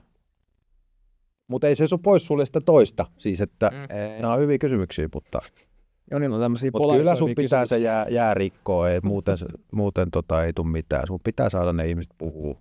Kaverillehan on helppo puhua. Sen jälkeen sun pitää saada ehdottaa niille, mitä tehdään, ja sitten niiden pitää hyväksyä se, mitä sä niille ehdotat. Miten te kaveraatte? Oletteko silleen, onko kesällä tullut golfia pelattu? Ei, pitää olla enemmän. Ei näe, että on samat harrastukset ja samat eläimet ja samat päiväkodit lapset, niin ne on ihan lätinää mun mielestä. Ei riitä, pitää olla jotain syvällisempää. Pitää olla syvällisempi yhteys kuin joku yhteinen harrastus. Jos siinä on hyvä fiilis myyjän kanssa, niin sitten se on, ja jos ei sitä ole, niin sitten sitä ei ole. Se on vähän sama kuin, en mä tiedä, jokainen meistä on käynyt peruskoulu. Jotkut niistä tyypeistä vaan niistä tulee sun kavereita, joidenkin kanssa sulla ei ole sitten mitään yhteistä. Se on jotain taas kerran ihmispsykologiaa ja sitten mitä ikinä. Miten Rasmus, sä haet syvempää? Kerroksä sä itsestäsi yleensä jotain? Tai? Ei siihen voi vastata mitenkään, se pitää vaan löytyä niissä keskusteluiden ja muiden kautta. Jonkunkaan voi olla hemmetin hauskaa ja jonkunkaan voi tulla luottamus jotain ihan muuta pitkiä ja näin. Mutta. Ja sitten se just riippuu, että mistä sen vaikka toimeksiannonta arvio käy, niin löysi. Että mulla on ollut vaikka hyviä hankintakanavia silloin nimenomaan ekakierroksella välittäjänä. Niin vaikka tämmöinen ryhmä kuin Rolex-kellot Suomi tai Tesla Club Finland. Kun sinne postailee, niin julkaisee niitä juttuja, mitä ikinä. Niin usein vaikka arviokäynti alkaa silleen, että ensin vertaillaan autoja, vertaillaan kelloja, sitten etenkin jos on tullut Twitteristä, niin haukutaan yhdessä vasemmistolaisia ja sitten pohditaan, että mikä sitä asuntojuttu oli. Niin kun siitä jutut yhdistää jo etukäteen, niin sellaista. Kontroversiaali ikävä vastaus, saa klipata pois, älä klippaa sitä. Joo, ei mä en kommentoi mitään, mä haluan menettää yhtään asiakasta. Ei, et sä niitä Rasse mitään menetä, kun saat lisää. Ne on porvareita kaikki, kenen loppuun sä myyt koiraa. Passarilta sun vuokra. Otetaan sitten sisältövaroitus. No just näin. Saat lisätä SV:n tähän. Voit lopettaa nyt kuuntelemisen. Ja nykyään muuten maailma on muuttunut silleen, että politiikkaa saa jo puhua ja sitten ei tapahdu mitään. Mä oon testannut omassa podissa puhua Lokesta ja maahanmuutosta ja kaikesta tämmöisestä sekoilusta. Ei tapahdu yhtään mitään. Tapahtuiko ennen? Tapahtui. Mua maalitettiin vaikka kuinka paljon. Mä ilmoitin silloin ekan välitysliikkeen aikana, että oltiin Prideissa mukana ja mä ylläpidin sitä Twitter-tiliä silloin Vainas-firmassa. Mä laitoin ihan sateenkaarilogot sinne ja toivotin kaikille hyvää Pride-viikkoa. Täysin mun arvojen vastaista hommaa. Mä en pidä siitä ollenkaan. Mä ilmoitin sinne Twitterissä vaan, että ei mitään hätää, että mä en ole tässä mukana. Että mä myyn asuntoja edelleen ihan normaalisti, että mä en ole tässä mukana. Ja sitten sieltä tulee sitten hirveät maalitukset mua kohtaan, että kaikki toimittajia tägätään ja laitetaan meidän kaikki firmaosakkaat ja toimarit mukaan. Että täällä on täällä tämmöinen välittäjä, joka sanoo tälleen ja onneksi meillä oli fiksu toimari, me naurettiin sille ja tehtiin sitten niin kuin asialle ei mitään. Mutta on semmoinen kanselointi, niin on sitä tosi paljon. Mutta ei ole enää. Tämä on nyt vapautunut homma. On se muuttunut, joo. Tosi paljon. Niin sano nyt Rasse poliittisia mielipiteitä ihan rauhassa vaan. Ota mut sinne sun podin vieraan. No niin, otetaan uskontoaiheinen kysymys. Näin. Siis politiikkaa ja teologiaa, siinä on niinku oikeasti niinku mielenkiintoiset puheenaiheet. Kyllä se mulle. Se on se, millä se Rasmus rakentaa se yhteyden. Että sä oot tänään niinku politiikka ja uskonto heti niinku tässä. Sillä bondataan sen asiakkaan. Mä en kysy mitään, mä vaan ilmoitan ja kaikki vaan nyökkäilee. Joo, näin se on. Just näin. 100/100. No kaikissa myyntikoulutuksissa sanotaan, että ei saa puhua politiikkaa kun menisi hankintakäynnille jonkun puolueen niin se pinssi, ei sano mitään. Miten jengi niin reagoisi, että mulla on vaikka perussuomalaisten pinssi tuossa? No etutöölössä se on 25,5% kokoomuslaisia ja sitten 5% perussuomalaisia. Että se niin kuin varmaan sen Gallupin mukaan on ihan hyvä vetää. Mutta yleisesti niin vassarit asuu vuokralla ja porvarit omistaa. Mutta tässä voi olla, että kertoo vahvasti omat mielipiteensä, niin ainakin samahenkiset löytää No jotenkin välittäjänä. Siis hyvä välittäjä myy, siis no riippuu tosi paljon, että minkä hinta siinä kämpät on ja muuta, mutta 50-100 kämppää. Ja sulla ei kuitenkaan ole aikaa myydä. Niin kuin kaikki. Et oikeastaan kukaan välittäjä yksin myy vaikka 300 kämppää. Niin et sä, niin kuin, miten sanotaan, et se on kiva, kun ihmisten kanssa jakaa samat arvot, mitä sun voi myydä ja muuta.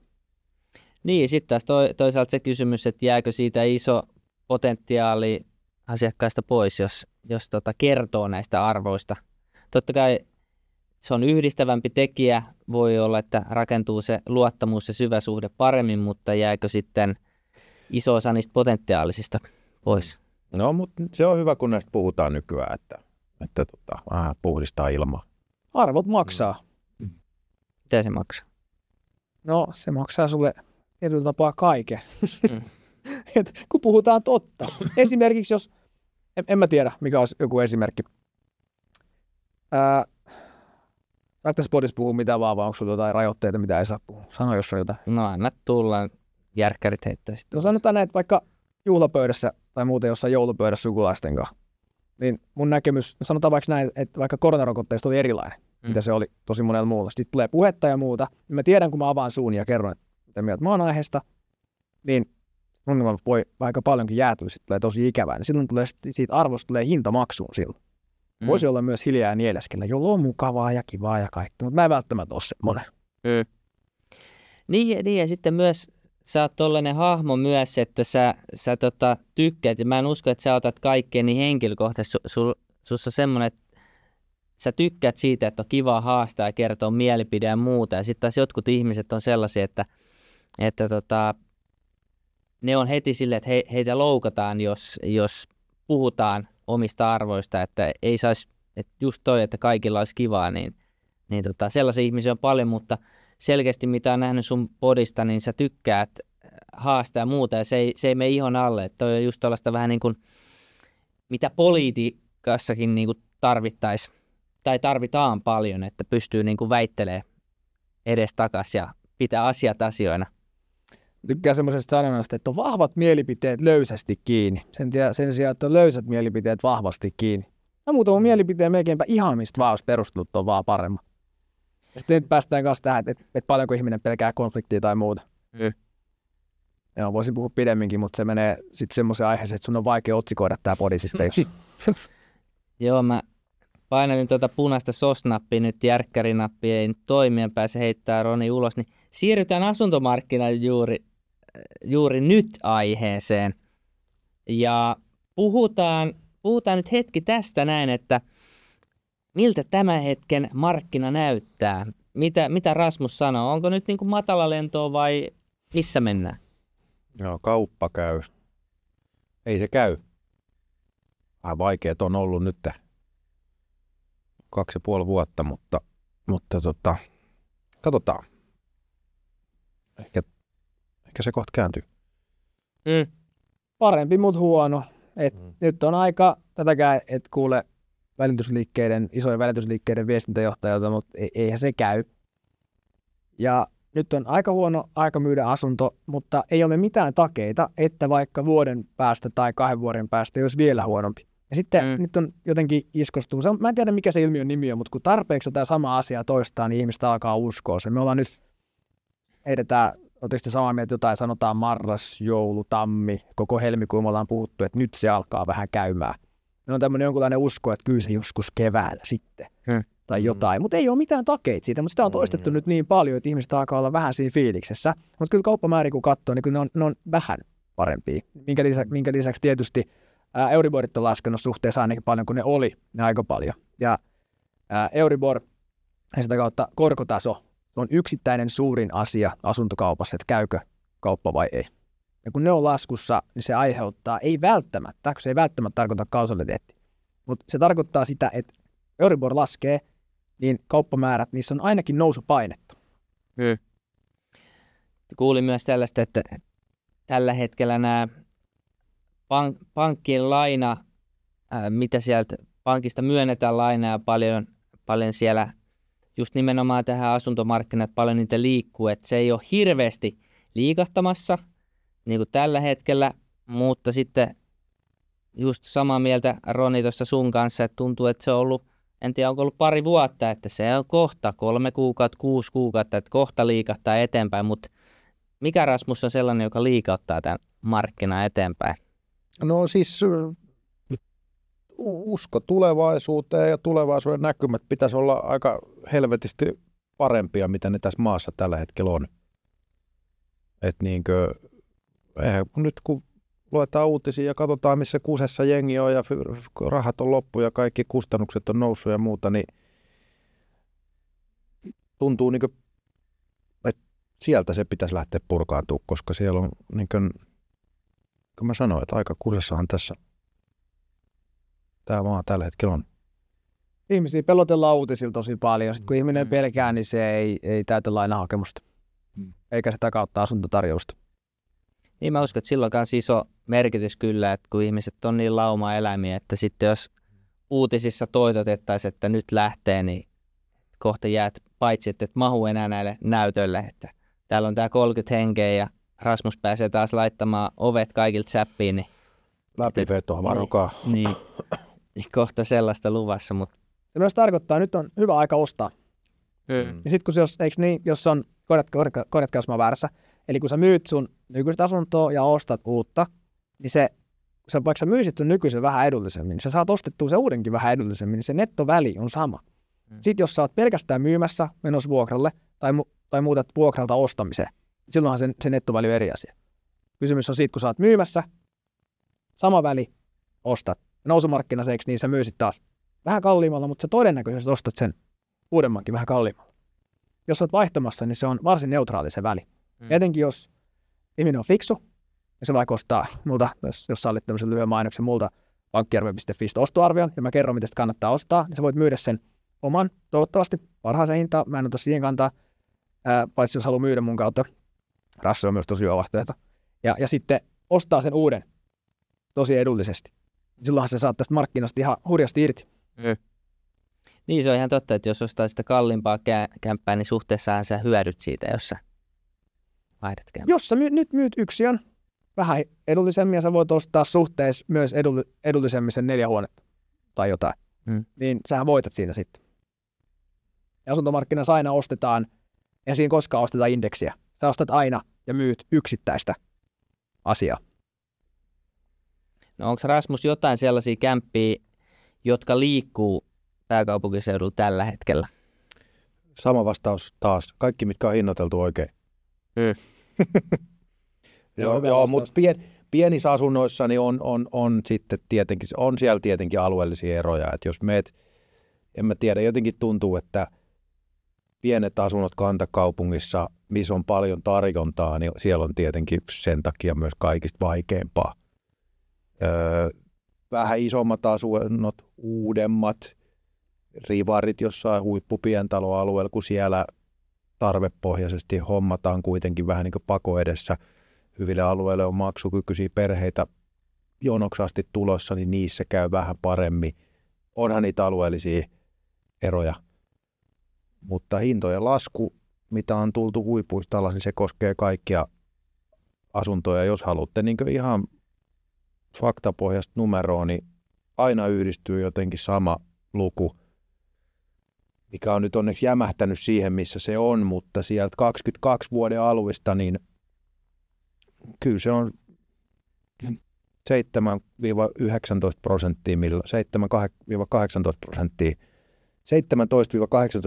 17-18%, anteeksi, millä mä lasken sen, että kuinka paljon hinnat on laskenut 3 vuodessa, mikä on ihan tolkuton, kun ruvetaan miettimään, että asunto maksaa vaikka 1 000 000, niin siis 5% melkein sulannut pois. On joo. Aina se sama luku, mä en tiedä, onko sulla kanssa, kun sä hinnoittelet ja katot, niin samat luvut toistuu kohteesta riippumatta. Lähdetään siitä jo esimerkiksi Ullanlinnassa, ja se on semmoinen markkina, mitä mä oon nyt innoitellut. Ehkä yksi tästä markkinoista eniten, ja luvut on eniten mielessä tai mielen päällä. Eli silloin, kun oli huippuaika, sanotaan vaikka vuosi 2019, kaikki mitä sait vähänkin myyntiin, niin lähti ja muuta Ullanlinnassa. Niin silloin oli ehkä jotain 4-6 kaksioa myynnissä Ullanlinnan postinumerolla. Ja tänä päivänä, nyt eletään vuotta 2025 helmikuun, niin Ullanlinnassa on noin 50 asuntoa myynnissä. ja katsoo toteutuneita hintoja, niin se on se 15-20 pinnaa, kun on tultu alas. Ja ihan suora funktio taas, kysyntä ja tarjonta. Mikrotaloustiede, tosi helppo juttu. Eli kun tarjonta nousee, niin hinnat laskee. Mikä teidän mielipide, että onko nytten ostajan markkinat, kannattaako juuri nyt ostaa kämppä, jos on rahaa, vai onko tässä kiire hypätä tähän junaan mukaan, kerkeekö hyppää? Siis erittäin simppeli logiikka toimii, eli nyt kannattaisi ehdottomasti ostaa, siis silloin kannattaa ostaa, kun muut ei osta. Ja silloin kannattaa myydä, kun muut ei myy. En mä tiedä, voiko sitä yksinkertaisemmin sanoa, ja nyt on tämä ensimmäinen päte. Asuntomarkkinassa voit aina omilla neuvottelutaidoilla aina ostaa hyvin. Myyntilaita on yleensä aina, siinä on joku käppi aina. Mutta ostolaidassa niin sä voit aina neuvotella. Ja sitten kun on myyjämarkkina, niin se on vaikeampaa ostajamarkkina, joka on nyt. Niin se on, en mä tiedä, onko se helppoa, mutta se on helpompaa ainakin. On hyvä aika ostaa. Todennäköisesti se ihan paras ostoaika meni, semmoinen tosi ihan paras, mutta on silti erinomaisen hyvä aika ostaa. Tuntuu vähän, että aina on helpompi ostaa kuin myydä. No joo, kun kaikki haluaa rahaa. Ja kun sitten pohditaan nyt, että sulla on lainalupaus. Se lainalupaus käy ihan kaikkiin asuntoihin, jotka vaan menee siihen alle. Jos sä oot myymässä, sulla on vaan yksi, mitä myydään. Aina. Ostajalla on aina vaihtoehtoja, myyjälle ei ole. Myyjä voi vaihtaa sen vaan rahaa, ja ostaja voi vaihtaa sen rahat tukon ja mihin vaan käppään. Mihin pankki vaan antaa myötä sitten.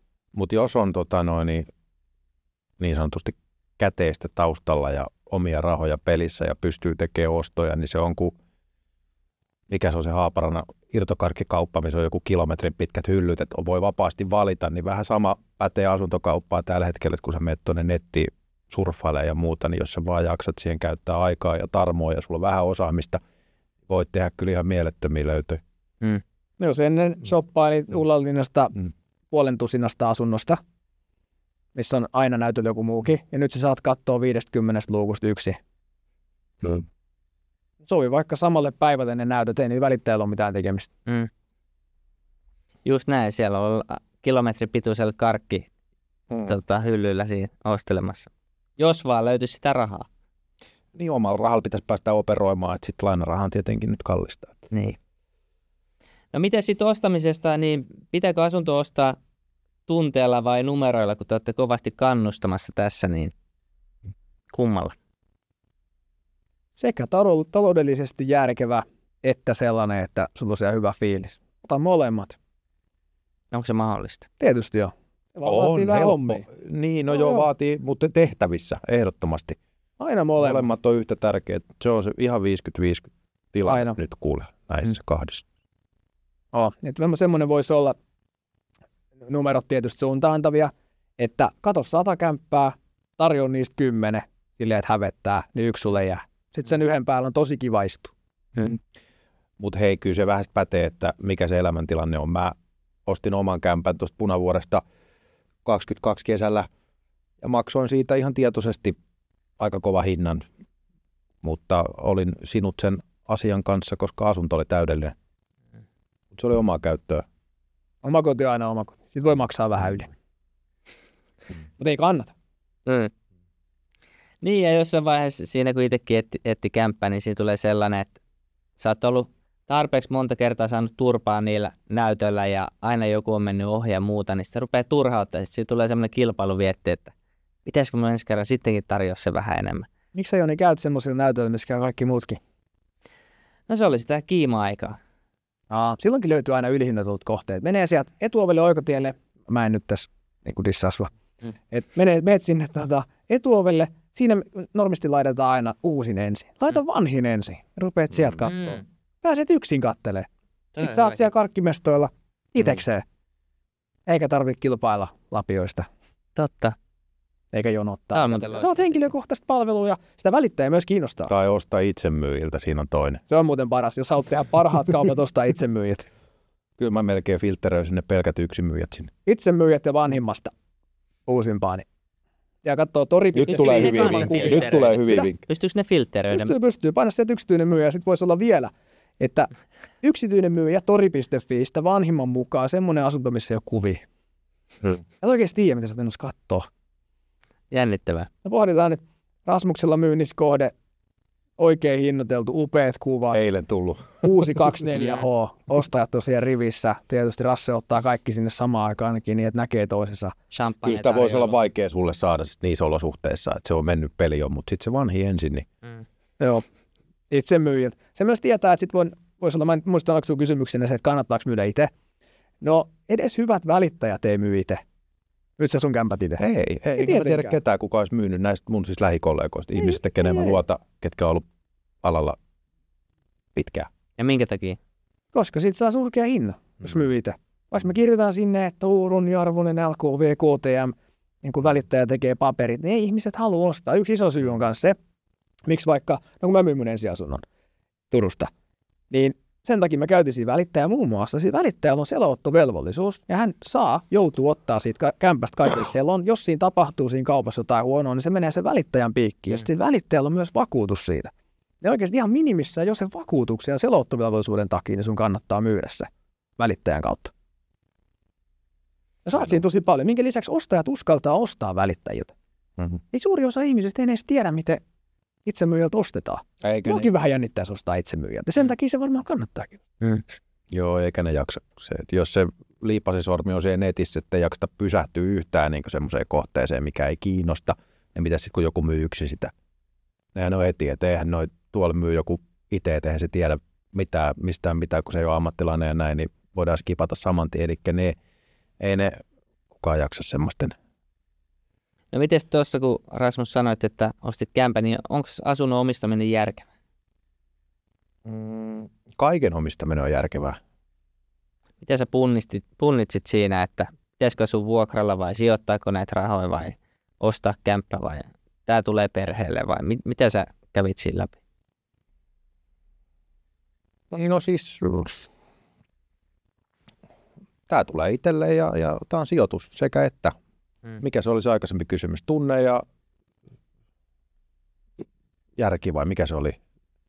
Näitä samoja molempia niin numerot sekä että.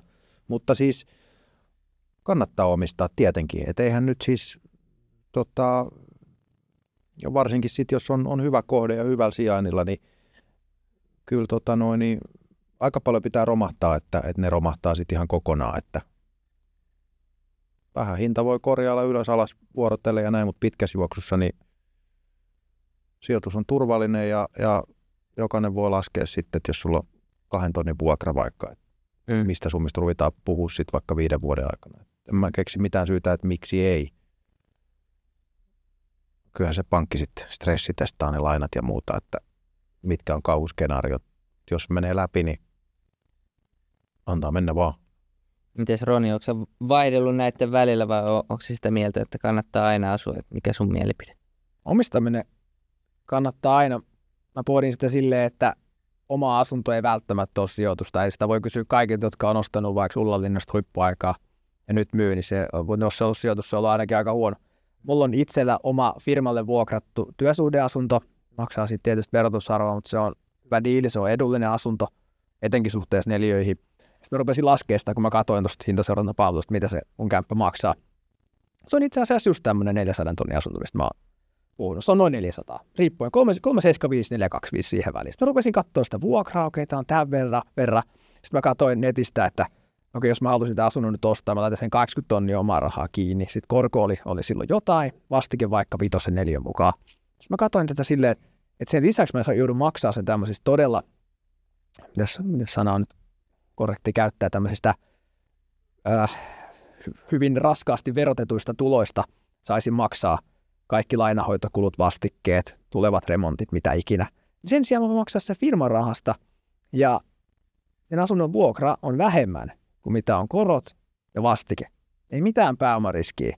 Toki ei mitään niin kuin, tulopotentiaaliikaa tulevia vuokratuloja tai sitten arvonnousu, mutta ei myöskään mitään arvoalenemariskiä. Mä tykkään itse omistaa vuokra-asuntoja, mä oon asuntosijoittaja, ja mä tykkään omistaa seiniä, mutta mä en itse välttämättä tykkää asua niissä omissa seinissä.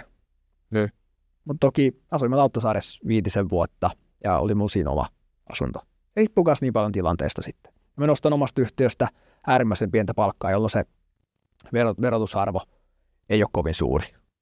Se riippuu taas niin paljon. Vastaavasti, jos mä olisin hankkimassa perheelle asuntoa, en mä usko, että mä asuisin vuokralla, koska silloin joku voi 6 kuukautta sanoa, että lähde veke. Riippuu niin paljon. Ehkä jopa stadissa vuokralla asuminen on aika hyvä juttu. Etenkin jos asuu jossain omakotitalossa vähänkin landella, niin ehdottomasti kannattaa omistaa. Mutta se on aina tilannekohtaista ja mikä sopii itselle. Aina. Mikä sitten, Ronnikin puhui tuossa, että ei välttämättä ollut hyvä idea ostaa siihen kovimpaa kiima-aikaa Ullanlinnasta kämppää, että sijoitusmielessä, että voi tulla alas, niin onko Rasmus jotain sellaista, mikä voisi olla suurin virhe, jonka asunnon ostaja voisi tehdä kauppaa tehdessä? No varmaan aika paljonkin voi olla virheitä. Entäs se suurin? Niin. Vaikea sanoa. Jos Ronil tulee joku mieleen, niin ota kiinni, mutta täytyy ehkä vähän pohtia. Jos ostaa liian kalliilla. Niin silloinhan se isoin tuotto tai tappio tehdään. Teet sen tappion siinä. On niitä monta. Sitten toinen on kanssa, kun listaat myyntiin, niin sä laitat se ylihintaan myyntiin. Siinä on ne 2. Ja 3 on varmasti se, että päästään sen oman vähähyppänän isoisän, isoäidin asioimaan yksi jonkun isokenkäisen kiinteistövälittäjän kanssa. Ne puhaltaa sut aina. Ja vaikka olisi ihan pankistakin joku niin kuin ison firman luotettava, niin näitä tarinoita on vaikka kuinka paljon, kuka ei puhu niistä. Miten sitten, jos mennään tähän, vähän palataan takaisin kiinteistövälittäjän uraan ja tuloihin, niin jos täällä jos on selvinnyt podcastissa tähän asti, että on kuunnellut mielenkiinnolla, ehkä vähän tehnyt muistinpanoja tässä sivussa, totta kai kun on niin timanttista sanottavaa herroilla, niin kuinka paljon kiinteistövälittäjä voi tienata Suomessa? Pääseekö sillä leiville? No nyt on taas, että miten mitataan, että siis niin kuin yritykselle vai henkot palkkatulona, millä verosuunnittelulla ja netto vai brutto vai miten mitataanko niin kuin myyntiä vai sit sitä, että miten sä niitä komissioita otat pihalle, niin varmaan ne pitäisi eritellä jotenkin ekana, mutta siis hyväthän saavat merkittävät komissiot ja ansiot. Ja fakta on se, että 10% välitysalan henkilökunnasta niin tekee 90% tuloa koko alan liikevaihdosta. Eli siitä voi päätellä, että kyllä ne parhaat pärjää. Se vaihteluväli on niin iso, että ihan tuossa parhaankin markkina-aikaa, ja silloin kun on paras markkina, niin se ei ole helppoa, koska sun on vaikea saada oikeaan hintaan niitä myyntiä, ja sun on vaikea saada niitä myyntiä, ja vastaavasti nyt on ostovaikeaa. Niin kyllä mä tiedän semmoisia tapauksia, että on välittäjiä, jotka on välittäjiä, ja sitten ne kuitenkin nostaa niin kuin Kelan tuki, koska tienaa 0. Ja vastaavasti Suomen parhaat välittäjät, kyllä ne tienaa 7 numeroa, niitä on tosi vähän, siis aivan yhden käden.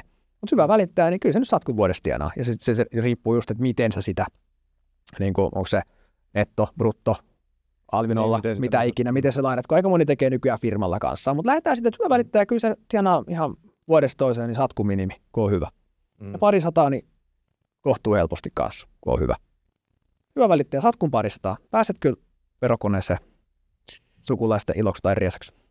Oliko kysymys, että miten paljon voi tienata vai miten se meni?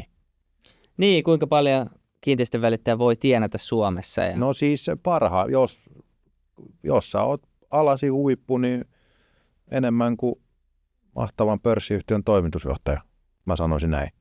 Joo. Että kyllähän ne tienestit sitten, sanotaan näin, että harvas, jos sä oot absoluuttisesti paras, niin et sä missään muussa myyntityössä pääse lähellekään. Joo, ja nyt kun puhutaan nimenomaan niistä henkilöistä, jotka on itse aktiivisia operatiivisia kiinteistövälittäjiä, sitten yrittäjät on erikseen. Ja nyt ei puhuta sitten että myydään jotain supertuotetta tai jotain supersoftaa, vaan jos lähdetään katsomaan niin automyyjät ja vakuutusmyyjät ja mitä näitä niin perus näitä kenttämyyjiä on, niin vaikea kuvitella, että siis summat on sitten isoja ja tuote on niin hyvä kuin kauppa käy, että onhan ne niin mahdollisuudet, minkä takia moni pyrkiikin tänne ja haluaa niin uskoa siihen, että hänkin voi, mikä on ihan inhimillistä, koska se mahdollisuudet yläpäässä niin on isot. On joo. Et jos vaikka pohditaan, aika moni ekonomi on välittäjä. Ja mitä ekonomia keskipalkka? Vaikka jotain 5 tonnin aloituspalkat, jotain 3,5. ja mulla on vaikka vuosikurssilta, niin ne on jossain Dansken Bäckerillä tienaa 8 tonnia kuussa. Niin se, että mä lähden välittäjäksi, niin kyllähän mulla on oltava semmoinen fiilis, että kyllä tästä nyt enemmän tienaa kuin toi Danske Bankin bäkkäriukko. Se ei siinä ole muuten mitään järkeä, koska tää tekee, kaveri sanotaan vaikka 8-5 hommia, ja mä teen sitten 8 ja helposti ilta 10, jos on sikseen. Saatakin rytmittääkin päivää ja muuta. Ne olisi oltava semmoinen lupaus, että kyllä tämä nyt paremmin pitää tienata sitten. Jokainen hyvä välittäjä on kyllä aika paljonkin rahamotivoitu. Mietittekö te ikinä tässä vaiheessa, kun ei ole paras aika tehdä tai olla kiinteistön välittäjänä, että kun teillä on kuitenkin toi myyminen aika hyvin takataskussa, että te osaatte myydä aika paljon tuotteita, kävikö teillä mielessä mitään, että kannattaisiko tässä tehdä myyntiä jollain muulla alalla? Pystyisikö tekemään, vai onko se just niin kuin Rasmus sanoi tuossa, että kyllä se käytännössä absoluuttisesti tehdään parasta tuottoa tai tehdään sitä isointa tilipussia sitten myymällä asuntoja, että ei ole käytännössä, ellei puhuta jostain softien myymisestä tai jostain niin kuin ihan muusta. Kävikö teillä mielessä, että vaihtaisitte alaa? Ei, rakkaudesta lajiin ja sitten mun papereilla niin mä en saa samoin tiedä mistään muusta duunista kuin tästä, enkä tule koskaan saamaan. Että sekin on niin kuin tietoinen tämmöinen hyväksyntä, että näin se vaan on. Niin. Mitä sä kysyit? En muista. Eikö niin, eikö jotain muuta? Niin. No mähän teen muuta. Mulla on mä myyn podcastia mainoksia, kun on toi podi. Niin samat tietynlaiset lainalaisuudet, okei, se on käytännössä yritykselle myyntiin, mutta...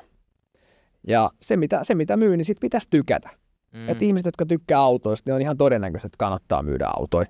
Ihminen, joka, en mä tiedä, mä nyt aloitin podcastin vaikka rakkaudesta lajiin. Todennäköisesti, jos mä valitsisin, ja varmasti, jos mä valitsisin vaan rahan, eihän mitään podcastia kannata Suomessa tehdä. Tämmöistä kieltä, jota ei puhu kukaan ja mitä ikinä. Niin kyllä mun nyt tätä kannattaisi tehdä. Silti rakkaudesta laji on valinnut tuon podcastin ja sitä kautta mainosmyynnin sinne. Niin, se on ihan totta, että podcastin vääntäminen voi olla alus kanssa myös vähän sellaista suossa tarpomista, mutta kyllä sielläkin, mä uskon, että siellä on ihan samalla lailla pätetään, että 10% niistä tekijöistä tienaa se 90% niistä tuotoista siellä, että sitten jos sitä jaksaa sinnikkäästi vääntää, että tämä on nyt taas Ronilla tämä uuden oppiminen, mitä sä oot tehnyt monta kertaa elämässä, että opettelee parhaita, mitä sä nyt, että Joe Rogani lavasteista ottanut vähän osviittaa ja matkinut sieltä. Ai jaa, näkyykö se? Kyllä se on loistavaa. Mä en huomannut. Mä pohdin silleen, että jos jossain on maailman paras podi, sitten jos ei sulla ole perustavanlaatuista syytä poiketa siitä, niin musta tuntuu, että siitä ei kannata poiketa. Mikä siis studio se on? Mä katson, mulle se näyttää vähän semmoista oranssilta, pimeältä paikalta ehkä, niin mihin se perustuu se? Roganilla vai? Niin. Hyvä kysymys. Aiheeseen. Musta tuntuu, että se on sitä, että vähän niin kuin hämärässä kuitenkin käydään semmoista vähän syvällisemmät keskustelut ja muuta. Että vaikka saunalauteella yleensä se on aika filosofisimmat keskustelut on sitten sieltä, kun hämärä ilta laskee ja on kynttilä ja mitä ikinä, mulla ei mitään kynttilää pöydältä siellä, mitä ikinä. Mutta yleisesti mitä hämärämpää on, niin sitä sitten syvällisempiä keskusteluita on. Se on ainakin sitten yksi. Tämä on hyvä kyllä. Saunan lauteelle, sitä odotetaan, kun joku pitää podcastia siellä. Niin se voisi olla kanssa, mutta... Tuolla podikentällä on kyllä kaikenlaista. Painat se 2 tuntia saunassa, niin siinä voi olla kyllä hikinen paikka. Joo, ei kyllä. Joo. No otetaan nyt, mennään viimeisiin aihealueisiin. Täällä käydään pikkasen läpi tärkeimmät vinkit aloittelevalle kiinteistön välittäjälle. Niitä on vähän käyty tässä. Niin jos pitäisi sanoa 3 sanalla, että mitkä ne 3 ominaisuutta, tärkeintä taitoa on aloittelevalle kiinteistön välittäjälle, miksei myöskin alalla olleen nyt, niin mitkä ne olisi? Pitkäjänteisyys, ahkeruus ja integriteetti. Hieno sana toi viimeinen, mitä se tarkoittaa? Se on suomeksi vähän haastava. Sehän on tietysti suora väännös englanninkielen vastaavasta sanasta. Ja se tarkoittaa tällaista niin kuin totuuden puhumista, suoraselkäisyyttä, tehdään se mikä on oikein, niin kuin moraalista. Se on sitä, että jollakin on sitten integriteettiä. Eikö se ole hieno? Silloinhan tuohon 3 sanan kysymykseen voi uittaa aika monta. Just näin. Mites Rasmus? Neuvoja, oliko se niin? Niin, kolme sellaista niin kuin tiivistettynä 3 erilliseen sanaan vaikka, että mitkä on ne neuvot, mitä kykyä tarvitaan, mitä arvoa. Työnteko, kuuliaisuus tietenkin. Mitä enemmän kysymyksiä ja enemmän vastauksia siltä toiselta osapuolelta, niin sitä parempi ja sitten tietty päättelykyky siitä. Niin. Ja rohkeus tietenkin ja rehellisyys. Rohkeus sanoo niin kuin asiat on ja muuta. Niin. Kyllä siinä luulisi jo pääsevä aika pitkälle. Hyvä myyjällä on 2 korvaa, 1 suu. Että kun on asiakkaan kanssa, se on myös ihan hyvä ihan missä tahansa, että jos kuuntelisi 60% ajasta ja puhuisi 40 tai jotain tällaista. Ihmiset tykkää olla semmoisten ihmisten kanssa, jotka kuuntelee niitä. Kaikki puhuu päälle koko ajan ja ei kuuntele ja muuta. Sitten jos on joku ihminen, mikä hyvä myyjä on, se kuuntelee. Kysyy lisäkysymyksiä, oikeasti kuuntelee. Niin kuin kuuntelee silleen, että ei ole keskeyttämässä koko ajan. Toinen kun lopettaa puhumisen, niin pidää vaikka 1-2 sekuntia taukoa. Niin ja sitten se mukaan toimii, mitä kuulee. Eli pelaa sitä peliä silleen, mitä näkee ja kuulee, niin sitten sieltä tulee ne vastaukset se asiakkaan suusta, että mitä tässä nyt tehdään. Se asiakas kertoo sulle, miten se välittäjä sitä päätä, että mitä tässä tehdään ja miten. Se välittäjä tietää sen jälkeen, että miten sitä asiakasta pitää palvella. Ja että esimerkiksi asiakas tulee katsoa omakotitaloa, niin ei sen sijaan, että hei mennään katsoa sisälle, vaan sä kysyt silleen, että hei haluatko nähdä ensin pihaan vai mennäänkö sisään? Jotain. Hän kokee olevansa osa tätä myyntiprosessia ja saa olla itse ohjaksissa. Hyvä myyntiprosessi on semmoinen, että sä voit suoraselkäisesti kertoa asiakkaalle, miten hänelle myydään. Avoimesti. Jos käydään loppuun vielä tämmöinen pieni kevennys. Mikä on suuri myytti sitten kiinteistön välittäjän työstä, että mitä olette kuullut tai mitä tuolla liikkuu, niin löytyykö jotain sellaista tähän loppukevennykseksi tai kaneetiksi tai tuleeko joku erillinen juttu mieleen? No, kaikki työ, mitä sä et itse tee leipätyöksi, niin sehän tuntuu helpolta.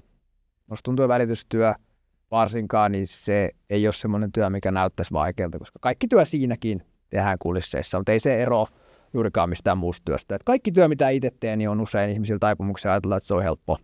Ei tämä työ ole helppoa, eikä ole kenenkään muunkaan työ. Kyllä, joo. Niinpä. Siinä on aika hyvä kiteyttä kyllä, onko tässä samanlainen, että tässä että kaikki tai suurin osa haluaa nämä tulokset myös, mitä kiinteistön välittäjät tekee, mutta sitten kun näytetään, että tässä on itse asiassa tämä tehtävälista, mitä on tehty, tai nämä kaikki pitkät päivät ja tunnit ja soittoihin vastaamiset ja itse soittamiset ja grindaamiset ja muut, niin harva olisi valmiit tekemään niitä tunteja, mutta se palkinto kiinnostaa kyllä. Se on vähän niin kuin sun bisneksessä, että kaikki haluaa lihakset, mutta kukaan ei halua mennä salille. Niin, olisiko se sixpack niin tavoiteltu, jos sen saisi tosi helposti? Jos kaikilla on se, niin ei se ole niin siisti. Mutta tostahan on kyse juuri näin, että mitä se oikeasti vaatii, niin mun mielestä challenge on aika sama. Huippuvälittäjä vai sixpack, niin varmaan niin molemmat on yhtä tuska ja työn takana. Joo, noissakin kannattaa ottaa molemmat, jos lähtee välittäjäksi. Niin, joo. Se on aika monessa näistä kysymyksissä oli, että pystyy valitsemaan sittenkin molemmat näistä. Vaatii aina molemmat. Joo, aina parempi. No sitten tähän loppuun. Nyt jos ihmiset saa tulevaisuudessakin näin timanttista keskustelua ja ratkaisua heidän arkisiin ongelmiin liittyen sitten myyntiin, kiinteistön välitykseen tai mihin tahansa elämässä, niin mitä olette mieltä? Kannattaisiko tämä podcasti tilata ja minkä takia? Ehdottomasti kannattaa tilata. Se on ihmiselle ihan täysin nolla kustannus painaa tilaa ja siitä on sulle tosi iso apu. Minkä lisäksi, jos ihmiset on tykännyt tästä, niin sitten pomppaa aina uudestaan ruudulle. Niin ikään Spotifys kannattaa tätä podia myös seuraa ja heittää siellä 5 tähteä. Niin ikään YouTubessa kannattaa kaikkien painaa yläpeukku ylös ja kommentoida. Voi kommentoida vaan, että vaikka hyvä video tai jotain. Ehdottomasti kannattaa. Tämä on loistavaa, Roni, kun sä oot heittänyt näitä tipsejä, kun ihailen katsonut tätä sun alkupolkua tässä näin, niin tuun jatkossakin kyselemään näitä, että mitä kannattaa tehdä. Mites Rasmus, sä oot mieltä, että jos tulee näin timanttista kamaa, niin kannattaako tilata? No se, mitä mä tunnen sua, niin ehdottomasti kiinnostavia keskusteluaiheita ja hyvää värittämistä on varmasti luvassa, että aion tilata. Tilausnappi siis pohjaan. Tämä oli Urhola-cast. Mä oon Joni Urhola. Siinä oli Roni Arvonen ja Rasmus Parkkila. Ja täällä me juteltiin aika tärkeistä asioista. Me nähdään ensi viikolla ja ei muuta kuin ciao. Urhola-castin ajatus on herättää sulle jotain ajatuksia elämästä ja opettaa sulle myös jotain uutta. Oppiminenhan on jatkumo parhaimmillaan tässä elämässä, ei pelkästään yksittäinen tapahtuma. Tämän podcastin lisäksi Team Urhola tekee ylimmän johdon valmennusta. Me ollaan tehty sitä jo 11 vuoden ajan ja meillä on tavoitteena auttaa johtoryhmiä voimaan paremmin ja heidän johtajia, olit sitten passiivinen liikkuja, kausiliikkuja tai sitten sporttinen aktiiviliikkuja. Meillä löytyy ratkaisu jokaiselle teistä. Ja tämä johtoryhmävalmennus on suunnattu sellaisille henkilöille, jotka arvostaa sitä ammattitaitoa ja omaa aikaa ja sitä, että joku toinen tulee ja huolehtii siitä sun hyvinvoinnista ja että kaikki menee just niin kuin pitää. Me rakennetaan meidän valmennusfilosofia jäävuoriteorian pohjalle ja se tarkoittaa sitä, että siellä pohjalla kuplii motivaatio, eli se sisäinen palo, minkä takia me haluttaisiin voida paremmin. Sitten siellä on pinnan päällä palautuminen, eli riittävästi unta, ravinto, terveellistä, monipuolista, rentoa syömistä ja säännöllistä liikuntaa viikoittain. Ja sen avulla, kun me handlataan nämä, niin me pystytään valloittaa toi meidän vuori. Ja jos sä pystyt huolehtimaan nämä kaikki kuntoon, niin sä todennäköisemmin tuut onnistuu siinä haasteessa, mitä ikinä sä tuutkaan kohtaamaan elämässäsi. Ja aloitetaan tuolta motivaatiosta, eli laita mulle sähköpostia joni.urhola@teamurhola.fi ja kerro mulle, että minkä takia sä haluisit voida paremmin. Mä laitan sulle ilmaiseksi ehdotuksen, miten sun hyvinvointia parannettaisiin ja miten esimerkiksi teidän johtoryhmästä otettaisiin koppi ja nostettaisiin se täysin uudelle tasolle. Niin henkisesti, fyysisesti kuin myös tuloksellisesti. Laita mulle viestiä ja palataan asiaan.